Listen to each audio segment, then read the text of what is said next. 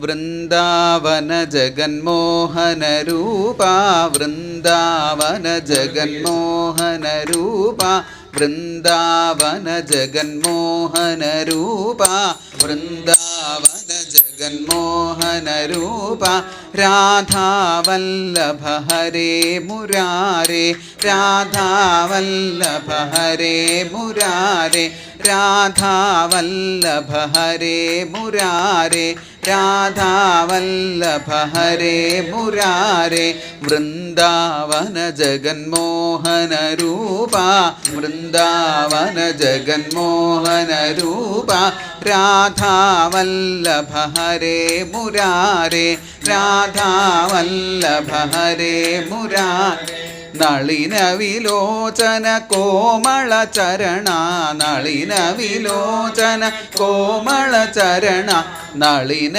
വിലോചന കോമള ചരണ നളിന വിലോചന കോമള ചരണ രാധാവല്ലഭ ഹരേ മുരാരേ രാധാവല്ലഭ ഹരേ മുരാരേ രാധാവല്ലഭ ഹരേ മുരാരേ രാധാവല്ലഭ ഹരേ മുരാരേ ഗോവിന്ദ രാധേ ഗോപാല രാധേ ഗോവിന്ദ രാധേ ഗോപാല രാധേ ഗോവിന്ദ രാധേ ഗോപാല രാധേ ഗോവിന്ദ രാധേ ഗോപാല രാധേ ഗോവിന്ദ രാധേ ഗോപാല രാധേ ഗോവിന്ദ രാധേ ഗോപാല രാധേ ഗോവിന്ദ രാധേ ഗോപാല രാധേ ഗോവിന്ദ രാധേ ഗോപാല രാധേ ഗോവിന്ദ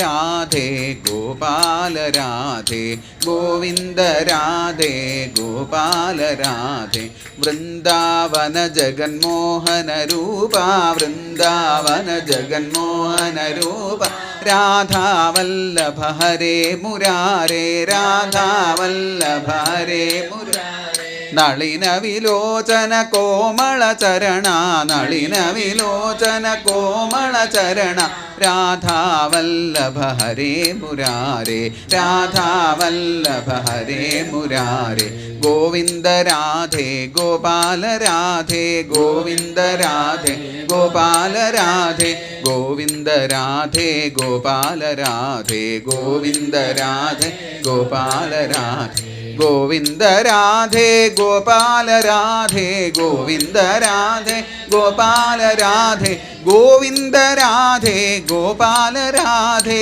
ഗോവിന്ദ രാധേ ഗോപാല രാധേ ഗോവിന്ദ രാധേ ഗോപാല രാധേ ഗോവിന്ദ രാധേ ഗോപാല രാധേ ഗോവിന്ദ രാധേ ഗോപാല രാധേ ഗോവിന്ദ രാധേ ഗോപാല രാധേ ഗോവിന്ദനാമസങ്കീർത്തനം ഗോവിന്ദ ഗോവിന്ദ കോമളം കൂജയൻ വേണും ശ്യാമളോയം കുമാരക വേദവേദ്യം പരം ബ്രഹ്മ ഭാസതാം പുരതോ മമ യോ അന്തഃപ്രവിശ്യ മമ വാചമിമാം പ്രസുപ്താം സഞ്ജീവയത്യഖിലശക്തിധരസ്വധാംന അന്യാംശ്ച ഹസ്തചരണശ്രവണത്വഗാദീൻ പ്രാണാൻ നമോ ഭഗവതേ പുരുഷായ തുഭ്യം ഗോവിന്ദനാമസങ്കീർത്തനം ഗോവിന്ദ.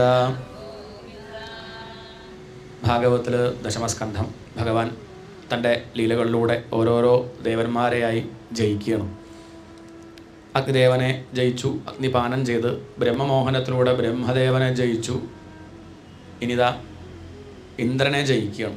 അത് വർണ്ണിക്കണം. ഇന്ദ്രൻ എന്ന് പറഞ്ഞാൽ നമ്മുടെ മനസ്സിൻ്റെ പ്രതീകമാണ്. വേദത്തിലെ ഇന്ദ്രൻ എന്ന് പറഞ്ഞാൽ ബ്രഹ്മം എന്നാണ് താല്പര്യം. പക്ഷേ പുരാണത്തിലെ ഇന്ദ്രൻ എന്ന് പറഞ്ഞാൽ മനുഷ്യ മനസ്സിൻ്റെ പ്രതീകമാണ്. കിട്ടിയ ഐശ്വര്യം കൊണ്ട് ആ ഐശ്വര്യം തന്ന ഭഗവാനെ തന്നെ ധിക്കരിക്കുക, മറക്കുക, ഈ ഒരു സ്വഭാവം കൃതഘ്നത എന്ന് പറയും. നന്ദില്ലാത്ത ഒരു സ്വഭാവം. നമുക്ക് ഭഗവാൻ തന്ന ഐശ്വര്യത്തെപ്പറ്റി നമ്മൾ ഓർക്കാതെ നമ്മുടെ കയ്യിലിരിപ്പ് കൊണ്ട് എന്തെങ്കിലും അപകടം വന്നു കഴിഞ്ഞാൽ ഭഗവാനെ കുറ്റം പറയാം. എന്നാലും ഗുരുവായൂരപ്പനെ എന്നെ അതിന് മാത്രം എന്ത് തെറ്റാൻ ചെയ്തിട്ടുണ്ട്. തനിക്ക് എത്രയോ അർഹതയില്ലാത്ത എത്രയോ കഴിവുകൾ ഭഗവാൻ തന്നു. പല കുഴപ്പമൊന്നും ഇല്ലാണ്ട് അങ്ങനെ കൊണ്ടു നടക്കുന്നുണ്ട്. പക്ഷെ അതൊന്നും കാണാതെ നിസ്സാരമായ വിഷയങ്ങൾ വരുമ്പോഴേക്കും ഭഗവാനെ കുറ്റം പറയുന്ന സ്വഭാവം. സൗന്ദര്യത്തിൽ അഭിമാനിക്കുക, കയ്യിലുള്ള കാശിൽ അഭിമാനിക്കുക. അതാണ് ഇന്ദ്രൻ്റെ പ്രശ്നം. ഇന്ദ്രൻ അഭ്യർത്ഥിച്ചിട്ടാണ് ഭഗവാൻ ഭൂമിയുടെ ഭാരം തീർക്കാൻ വിഷ്ണു ഭഗവാൻ കൃഷ്ണനായിട്ട് അവതരിച്ചത്.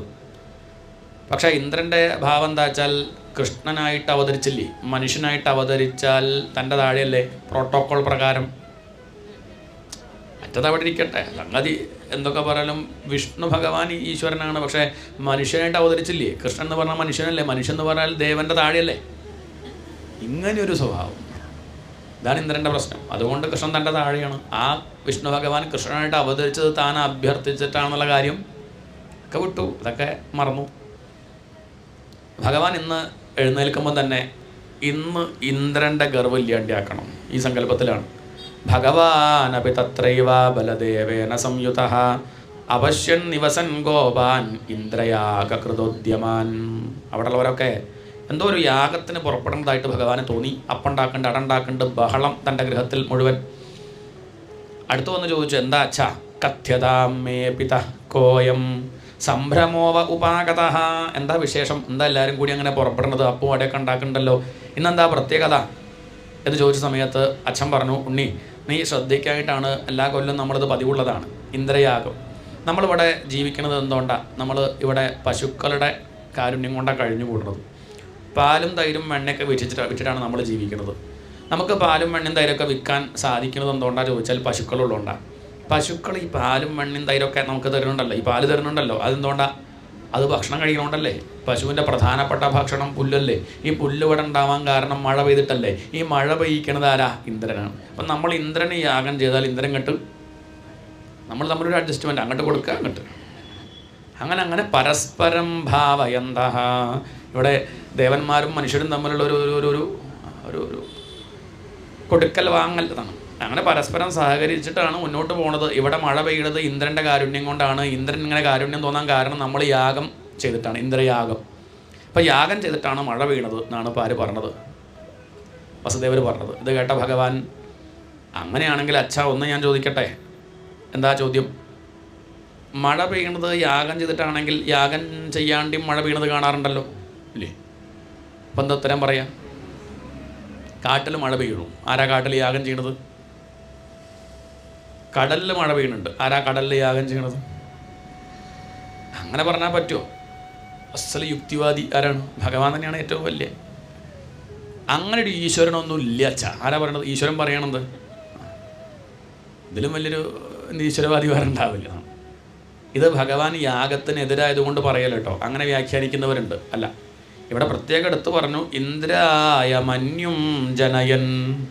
ആ അധികാരത്തിനോട് ഭ്രമമുള്ള ഇന്ദ്രൻ്റെ അഹങ്കാരം ഇല്ലാണ്ടിയാക്കണം. ഇന്ദ്രനെ ഒന്ന്, ഈ വർത്തമാനക്കാര് ശ്രദ്ധിക്കുന്നുണ്ട്, ഇന്ദ്രൻ ഇങ്ങനെ നോക്കുകയാണ്. ഇന്ദ്രന് ദേഷ്യം വരണം, ഇന്ദ്രൻ്റെ ഉള്ളിലുള്ള അഹങ്കാരം അങ്ങോട്ട് പുറത്തേക്ക് ചാടട്ടെ. ഇന്ദ്രായ മന്യും ജനയൻ, ഇന്ദ്രന് മന്യു ഉണ്ടാക്കുക. മന്യു പറഞ്ഞ ദേഷ്യം. ഇന്ദ്രൻ്റെ കോപം വർദ്ധിക്കാൻ പാകത്തിനാണ് ഭഗവാൻ സംസാരിക്കുന്നത്. അല്ലാണ്ട് ഭഗവാൻ യാഗത്തിനെതിരൊന്നുമല്ല. ഭഗവാൻ യാഗത്തിന് അനുകൂലമാണ്, യാഗം ചെയ്യണം എന്നുള്ള അഭിപ്രായം തന്നെയാണ് ഭഗവാൻ. പക്ഷേ ഇത് വേണ്ട, ഇന്ദ്രനെ ഒന്ന് ദേഷ്യം പിടിപ്പിക്കണം എന്ന് കരുതിയിട്ടാണ് ഭഗവാൻ പറഞ്ഞു. വാസ്തവം പറഞ്ഞാൽ അച്ഛാ, നമ്മളൊക്കെ പൂജിക്കേണ്ടതേ കർമ്മത്തെയാണ്. കർമ്മം തന്നെയാണ് ഈശ്വരൻ. എന്താണ്? സ്വകർമ്മണാതമഭ്യർച്ച്യ സിദ്ധിം വിന്ദതി മാനവ. അത്രയേ ഉള്ളൂ. മനുഷ്യൻ എന്ത് ചെയ്യണം? തൻ്റെ കർമ്മം, ആ കർമ്മം തന്നെ ഈശ്വരനായിട്ട് കണ്ട് പൂജിക്കുക. തൻ്റെ ഡ്യൂട്ടി എന്താ വെച്ചാൽ അത് വൃത്തിയിൽ ആത്മാർത്ഥമായിട്ട് ചെയ്യുക എന്നുള്ളതാണ് പ്രധാനം. നമ്മളിപ്പം ഇപ്പം ഇവിടെ പറയലാണ് എൻ്റെ ഡ്യൂട്ടി അല്ലേ? ഭാഗവതം പറയാൻ പറഞ്ഞു, അതെന്ത് ചെയ്യണം? പറ്റണത് പോലെ വൃത്തി എന്ന് പറഞ്ഞാൽ അവനവനൊരു കഴിവുണ്ട്, അപ്പം അത്രയ്ക്കേ സാധിക്കുള്ളൂ. എന്നാലും അതെന്ത് ചെയ്യണം? അത് ആത്മാർത്ഥമായിട്ട് വൃത്തിയിൽ ചെയ്യുക. അതന്നെ ഈശ്വര പൂജ, അതാണ് മുഖ്യം. ഇനി കേൾക്കാൻ നിങ്ങളിരിക്കുന്നു, ഇപ്പം നിങ്ങളുടെ ധർമ്മം എന്താ?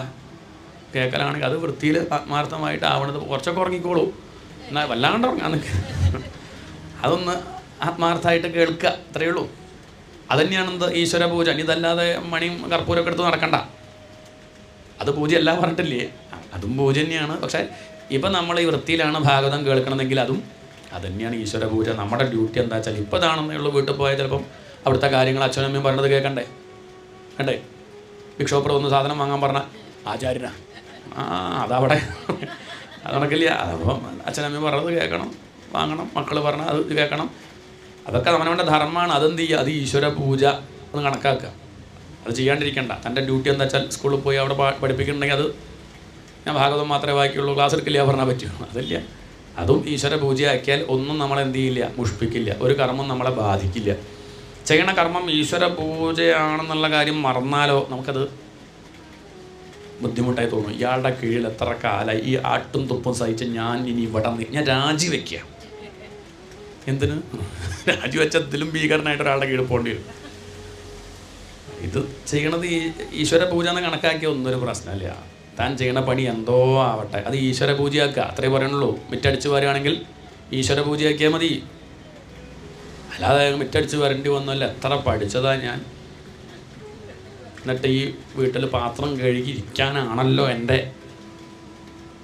ആ മന്ത്രം മാറ്റിയിട്ട് ഹരേ രാമ ജപിച്ച് പാത്രം അങ്ങനെ കഴുകിയാൽ മതി. കൃഷ്ണനെ കുളിപ്പിക്കുക വിചാരിച്ചാൽ മതി. അത് ഈശ്വര പൂജ, ഭഗവാനെ പൂജിക്കുമെന്ന് വിചാരിച്ച് നോക്കും. ഈ മാറ്റം എവിടെയാ ചോദിച്ചാൽ മനസ്സിന് മാത്രമാണ്. കർമ്മത്തിൽ ഒരു മാറ്റം എവിടെയും സംഭവിക്കണില്ല അല്ലേ? എല്ലാവർക്കും സമയം ഒരുപോലെ അല്ലേ? 24 മണിക്കൂറാണ് എല്ലാവർക്കും. ചിലർ സന്തോഷമായിട്ടിരിക്കണമെങ്കിൽ അവരുടെ ഭാവന കൊണ്ടാണ്. നമ്മൾ നല്ല ഭാവനയോടുകൂടി ഇരുന്നാൽ സന്തോഷമായിട്ടിരിക്കുക, അത്രയേ ഉള്ളൂ. അവരുടെ പണി മാറിക്കൊണ്ടൊന്നും സമാധാനം ഉണ്ടാവുന്നൊന്നും വിചാരിക്കണ്ട. നമുക്കിങ്ങനെ തോന്നും അക്കരെ പച്ചാന്ന്, അവിടെ പോരുന്നതൊന്നും മറ്റു തന്നെ നല്ലത് കേട്ടോ. ആ പണിയായിരുന്നു കുറച്ചുകൂടി ഒരു അത്രയേ ഉള്ളൂ. അതുകൊണ്ട് ഇവിടെ ഇന്ദ്രനൊന്ന് ദേഷ്യം പിടിപ്പിക്കണം എന്നുള്ള മട്ടിലാണ് ഭഗവാൻ പറയുന്നത്. എൻ്റെ അഭിപ്രായത്തിൽ അച്ഛാ തസ്മാത് സംഭൂജയത് കർമ്മ, നമ്മൾ പൂജിക്കേണ്ടത് കർമ്മത്തെയാണ്. കർമ്മണാജായതേ ജന്തു, നമ്മളിവിടെ ജനിക്കാൻ കാരണം കർമ്മമാണ്, ഈശ്വരനൊന്നുമല്ല. എന്താണ് നമ്മളെ ഈശ്വരൻ ഉണ്ടാക്കിയതെന്നാണ് വിചാരിക്കുന്നത്? ആണോ? നമ്മളെയൊക്കെ അങ്ങനെ സൃഷ്ടിക്കണത് ഈശ്വരനാ? അങ്ങനെ ആകുമ്പോൾ ചെറിയ പ്രശ്നമുണ്ട്. എന്താ കുഴപ്പം? ഈശ്വരൻ്റെ സൃഷ്ടി നേരെയല്ലാതെ വരില്ലേ? നമ്മൾ നേരെയല്ലാണ്ട് ആയാൽ ഇല്ലേ? അങ്ങനെ കുഴപ്പമുണ്ട്. അപ്പം ഈശ്വരനെ നമ്മൾ പറഞ്ഞതൊക്കെ മാറ്റേണ്ടി വരും. ഭഗവാനാണ് ഇവിടെ സൃഷ്ടിക്കണതെങ്കിൽ ചിലരുടെ സകലാംഗരായും ചിലരുടെ വികലാംഗരായിട്ടും എങ്ങനെ സൃഷ്ടിച്ചു? അങ്ങനെ ചെയ്യാൻ പാടുമോ? സർവജ്ഞനാണ്, സർവശക്തൻ എന്നൊക്കെ പറയും ഒരു ഭാഗത്ത് കേട്ടോ. ഭഗവാന്റെ സൃഷ്ടി നോക്കിക്കഴിഞ്ഞാൽ ചിലർക്ക് കുറേ അതിബുദ്ധി, ചിലർക്ക് അല്പബുദ്ധി, ചിലർക്ക് കുറേ അറിവുണ്ട്, കുറേ കാശുണ്ട്, ചിലർക്ക് കാശ് ഒട്ടുമില്ല. ചിലർ രാപ്പകൽ കഷ്ടപ്പെടും, എന്നാലും ഒന്നും ഉണ്ടാക്കാൻ പറ്റില്ല. ചിലർ വെറുതെ ഇരിക്കുന്നു, കാശ് ഇങ്ങനെ വരിക. എന്താ ഇതിന് ന്യായം പറയാം? ഉള്ളവന് ധാരാളമായിട്ട് കൊടുക്കുക, ഇല്ലാത്തവന് കൊടുക്കൂല്ല. അങ്ങനെയൊക്കെയല്ലേ? പണ്ടൊരു ഗുരുനാഥൻ ശിഷ്യനോട് പറഞ്ഞു, നീ പ്രസാദം കൊടുക്കണമെന്ന് പറഞ്ഞു. പായസം കൊടുക്കാൻ ഏൽപ്പിച്ചു. പായസം കൊടുത്തുകൊണ്ടിരിക്കുമ്പോൾ ബഹളമയം. ഗുരുനാഥൻ ഓടി വന്നു, എന്താ ഇത്രയൊക്കെ ബഹളം? അദ്ദേഹം ഇങ്ങനെ ചിലർക്ക് കൊടുക്കും, ചിലർക്ക് കുറച്ചേ കൊടുക്കുള്ളൂ, ചിലർക്ക് കുറേ കൊടുക്കും. കൊടുത്തിട്ട് വേണ്ട പറഞ്ഞാലും കേൾക്കില്ല, പിന്നെയും കൊടുക്കും. ചിലരെ വായ കൊടുക്കും, അവർ കഴിച്ച് തീരുമ്പോഴേക്കും വീണ്ടും കൊടുക്കുക. ചിലർ ചോദിച്ചുകൊണ്ടിരിക്കുന്നുണ്ട്, കൊടുക്കില്ല.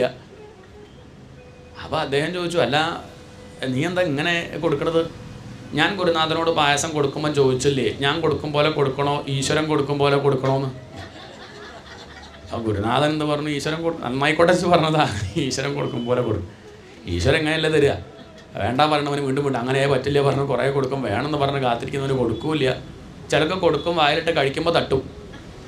ഇങ്ങനെയൊക്കെ ഒരു സ്വഭാവമല്ലേ ഭഗവാൻ എന്നാണ്. അതാണ് അജ്ഞാനം കൊണ്ട് തോന്നുകയാണ്. നമുക്കിങ്ങനെ തോന്നാം, എന്താ ഭഗവാൻ അങ്ങനെ ഇങ്ങനെ. ഭഗവാനല്ല ഒന്നും ചെയ്യണത്. നമ്മളുടെ അടിസ്ഥാനമായിട്ട് ഭഗവാൻ നിൽക്കുന്നു എന്ന് മാത്രമേ ഉള്ളൂ. നമുക്കൊക്കെ സൽക്കർമ്മമാണെങ്കിലും ദുഷ്കർമ്മമാണെങ്കിലും ചെയ്യാൻ സാധിക്കുന്നത് ഈശ്വരനുള്ളതുകൊണ്ടാണ്. അത്രയേ ഉള്ളൂ. സൽക്കർമ്മം ചെയ്യുന്നത് ഈശ്വരനല്ല. എന്താണ്? ദുഷ്കർമ്മം ചെയ്യണതും ഈശ്വരനല്ല, നമ്മളാ. നമുക്കത് ചെയ്യാനുള്ള ശക്തി ഈശ്വരനാണ്. നമ്മൾ സൽക്കർമ്മം ചെയ്താൽ അതിൻ്റെ ഫലം ഉണ്ടാവും. ദുഷ്കർമ്മമാണെങ്കിൽ അതിൻ്റെ ഫലം, കർമ്മഫലദാതാവ് മാത്രമാണ് ആര്? ഈശ്വരൻ. നമ്മൾ ചായ ഉണ്ടാക്കി പഞ്ചസാര ഇട്ടാൽ മധുരം ഉണ്ടാവും. എന്താണ്? പ്രാർത്ഥിച്ചാൽ മാറുമോ? പഞ്ചസാര ഇട്ടിട്ട് മധുരം ഉണ്ടാവരുതേ, ഞാൻ 335 അധ്യായം വായിക്കാം, മധുരം ഉണ്ടാവരുത്, അങ്ങനെ അതൊന്നും വേണ്ട. മധുരം ഇടാണ്ടിരിക്കാം അല്ലേ? അതിനുള്ള ബുദ്ധി ഭഗവാൻ തന്നിട്ടുണ്ട്. ഈ മധുരം ഉണ്ടാക്കുന്ന സാധനം എന്നതാ മനസ്സിലാക്കി മധുരം വേണ്ടാന്നുണ്ടെങ്കിൽ ഇടാണ്ടിരിക്കാം. അതല്ലാതെ നമ്മളൊരു കർമ്മം ചെയ്തിട്ട് അതിൻ്റെ ഫലം മാറ്റാനൊന്നും ഈശ്വരന് സാധിക്കില്ല. ഭഗവാനല്ല ഒന്നും ചെയ്യണം, നമ്മളാണ്. ഇപ്പോൾ വണ്ടി ഓടാൻ കാരണം എന്ത് ചോദിച്ചാൽ നമുക്ക് പെട്രോൾ എന്ന് പറയാം. എന്താണ്? വണ്ടി ഓടിച്ചു, എന്നൊരു കുത്തി മറിഞ്ഞു, പരിക്ക് പറ്റി. അപ്പോൾ അയാൾ പറയാം ഇതിന് കാരണം പെട്രോളാ. അങ്ങനെ പറഞ്ഞാൽ പറ്റുമോ? അതിന് കാരണം അയാൾ ശ്രദ്ധിക്കാനിട്ടാ. പക്ഷെ പെട്രോൾ ഇല്ലെങ്കിൽ ഓടിക്കാൻ പറ്റില്ല കേട്ടോ. പറ്റുമോ? ഇതുപോലെയാണ് ഈശ്വരൻ. നമ്മളിവിടെ സൽക്കർമ്മം ചെയ്യാനും ദുഷ്കർമ്മം ചെയ്യാനും കാരണം ഈശ്വരൻ എന്ന് പറഞ്ഞ അർത്ഥം എന്താ? ആ പെട്രോളായിട്ട് നിൽക്കുന്നത് ഈശ്വരനാണ്. പക്ഷെ നമ്മളെങ്ങനെ നിയന്ത്രിക്കണോ കൊണ്ടുപോകണോ ഉള്ളതിനനുസരിച്ചിരിക്കും നമ്മുടെ ഭാവി. അതുകൊണ്ട് ഉള്ള വൃത്തികേട് മുഴുവൻ കാണിച്ചിട്ട് ഈശ്വരൻ ജയിക്കുന്നു പറഞ്ഞാൽ കുറച്ച് ബുദ്ധിമുട്ടാവും. കിട്ടുന്ന ശിക്ഷയും ഭഗവാൻ തരണോ വിചാരിച്ചാൽ മതി. എന്താണ്? അത്രയേ ഉള്ളൂ. വേണ്ട ഒരാളെ കോടതി കൊണ്ടുപോയി നിർത്തി. അയാൾ ഗീതാശ്ലോകം ചൊല്ലി. അയാളോട് ചോദിച്ചു, താനെന്തിനാ എന്നാളെ തല്ലിയത് കൊന്നത് ചോദിച്ചപ്പോൾ അദ്ദേഹം പറഞ്ഞു, ആത്മാവ് ജനിക്കുന്നില്ല. ന ജായത്തെ മൃഗത്തെ വാ കഥാചിത് നായം ഭൂത്വാ ഭവിതാ വാ ന ഭൂയഃ ഒക്കെ വലിയ വേദാന്തന്മാർ ഈ കള്ളനെ ഉള്ളതൊക്കെ വേണ്ടാത്തൊക്കെ കാണിച്ചിട്ട്. അപ്പോൾ ജഡ്ജി ഇത് വായിച്ചാളാ. അയാൾ പറഞ്ഞു, എന്നാൽ പിന്നെ താനെയും ഇവിടെ തൂക്കി കൊല്ലുകയാണ്. താൻ വിചാരിച്ചാൽ മതി, തൻ്റെ ശരീരം മരിക്കണത്, താൻ മരിക്കണില്ലല്ലോ. അപ്പോൾ ഒരു വിഷമമുണ്ട്. തനിക്ക് ഇങ്ങോട്ട് കിട്ടുമ്പോഴും ധരിക്കണം എന്ത്, തൻ്റെ ശരീരവും നശ്വരമാണെന്ന് അറിഞ്ഞാൽ കുഴപ്പമില്ല. നേരെ മറിച്ച് ചില സമയത്ത് മാത്രം ബാധിക്കുക, മറ്റുള്ളവൻ്റെ കാര്യം വരുമ്പം വേദാന്തം പറയുക, തൻ്റെ കാര്യത്തുമ്പം സ്വാർത്ഥനാവുക, അത് പാടില്ല എന്നർത്ഥം. ഇവിടെ ഭഗവാൻ പറഞ്ഞു, അതുകൊണ്ട് എൻ്റെ അഭിപ്രായത്തിൽ കർമ്മത്തെയാണ് പൂജിക്കേണ്ടത്. നമ്മളൊക്കെ ഇടയന്മാരല്ലേ, വൈശ്യന്മാരല്ലേ, നമ്മൾ ബിസിനസ് അത് വൃത്തിയിൽ ആത്മാർത്ഥമായിട്ട് ചെയ്യുക. നമ്മളുടെ ബലം, ശക്തി അതിവിടെ പശുക്കളാണ്. അതുകൊണ്ട് എൻ്റെ അഭിപ്രായത്തിൽ നമ്മളുടെ ദേവൻ ആരാ ചോദിച്ചാൽ ദേവത പശുവാണ്. ഗോപൂജ ഇതല്ലേ പ്രത്യക്ഷ ദേവത. പശുവിനെ നമ്മൾ കാണുന്നുണ്ട്. ഇന്ദ്രനെ നമ്മളാരെയും കണ്ടു? ഇവിടെ വന്നു ഇന്ദ്രൻ, എത്ര കാലമായി പൂജ കഴിക്കണോ, വന്നു കൊണ്ടുപോയോ? ഇല്ലല്ലോ. ഇവിടെ പശുക്കളെ നമ്മൾ കാണുന്നില്ലേ, പാല് തരുന്നത് പശുവല്ലേ. അതുകൊണ്ട് പശുവിനെ തന്നെ പൂജിക്കല്ലേ വേണ്ടത്. പിന്നെ നമുക്ക് ബലമായിട്ട് നിൽക്കുന്നത് ആരെ ചോദിച്ചാൽ നമ്മുടെ പരദേവത അത് ഗോവർദ്ധനമാണെന്നാണ് എൻ്റെ അഭിപ്രായം. ഗോവർദ്ധന പൂജ. മേഘങ്ങളൊക്കെ അവിടെ തടഞ്ഞു നിർത്തി നമുക്ക് പാകത്തിന് മഴ തരുന്നത് ഈ ഗോവർദ്ധനുള്ളത് കൊണ്ടാണ്. അതുകൊണ്ട് ഗോവർദ്ധനത്തെ പൂജിക്കുക എന്ന് പറഞ്ഞാൽ പർവ്വത പൂജ, പാറ പൊട്ടിക്കാണ്ടിരിക്കുക എന്നാണ് താല്പര്യം. എന്താണ്? നേരത്തെ മണൽ വാരരുതെന്ന് പറഞ്ഞു കാളി നർത്തനത്തിലൂടെ. കാളിന്തിയെ രക്ഷിച്ചു, നദിയെ രക്ഷിച്ചു. ഇപ്പം ഇവിടെ പർവ്വതത്തെ രക്ഷിക്കുകയാണ്. പശു സംരക്ഷണം, അതാണ് ഗോപൂജ. ഇവിടെ പ്രകൃതിയെ സംരക്ഷിക്കണം എന്നാണ് പറയണത്. നമ്മുടെ ഒരു സ്വഭാവം എന്താ വെച്ചാൽ പൂജിക്കണം എന്ന് പറഞ്ഞിട്ടില്ലെങ്കിൽ നമ്മൾ നിന്ദിക്കും. എന്താണ്? മനുഷ്യൻ്റെ ഒരു സ്വഭാവമാണ്. ഒന്നിനെ പൂജിക്കണം എന്ന് പറഞ്ഞിട്ടില്ലെങ്കിൽ നമ്മൾ എന്ത് ചെയ്യും? അതിനെ നിന്ദിക്കും. നിന്ദിക്കാണ്ടിരിക്കാനാണ് ഒക്കെയും പൂജിക്കുകയാണ്. കല്ലിനെയും മണ്ണിനെയും ജലത്തെയും സൂര്യനെയും ചന്ദ്രനെയും ഒക്കെ പൂജിക്കുമ്പോൾ എന്ത് ചെയ്യില്ല? നമ്മൾ നശിപ്പിക്കില്ല, വൃത്തികേടാക്കില്ല. അങ്ങനെ ഒരു ഗുണമുണ്ട്.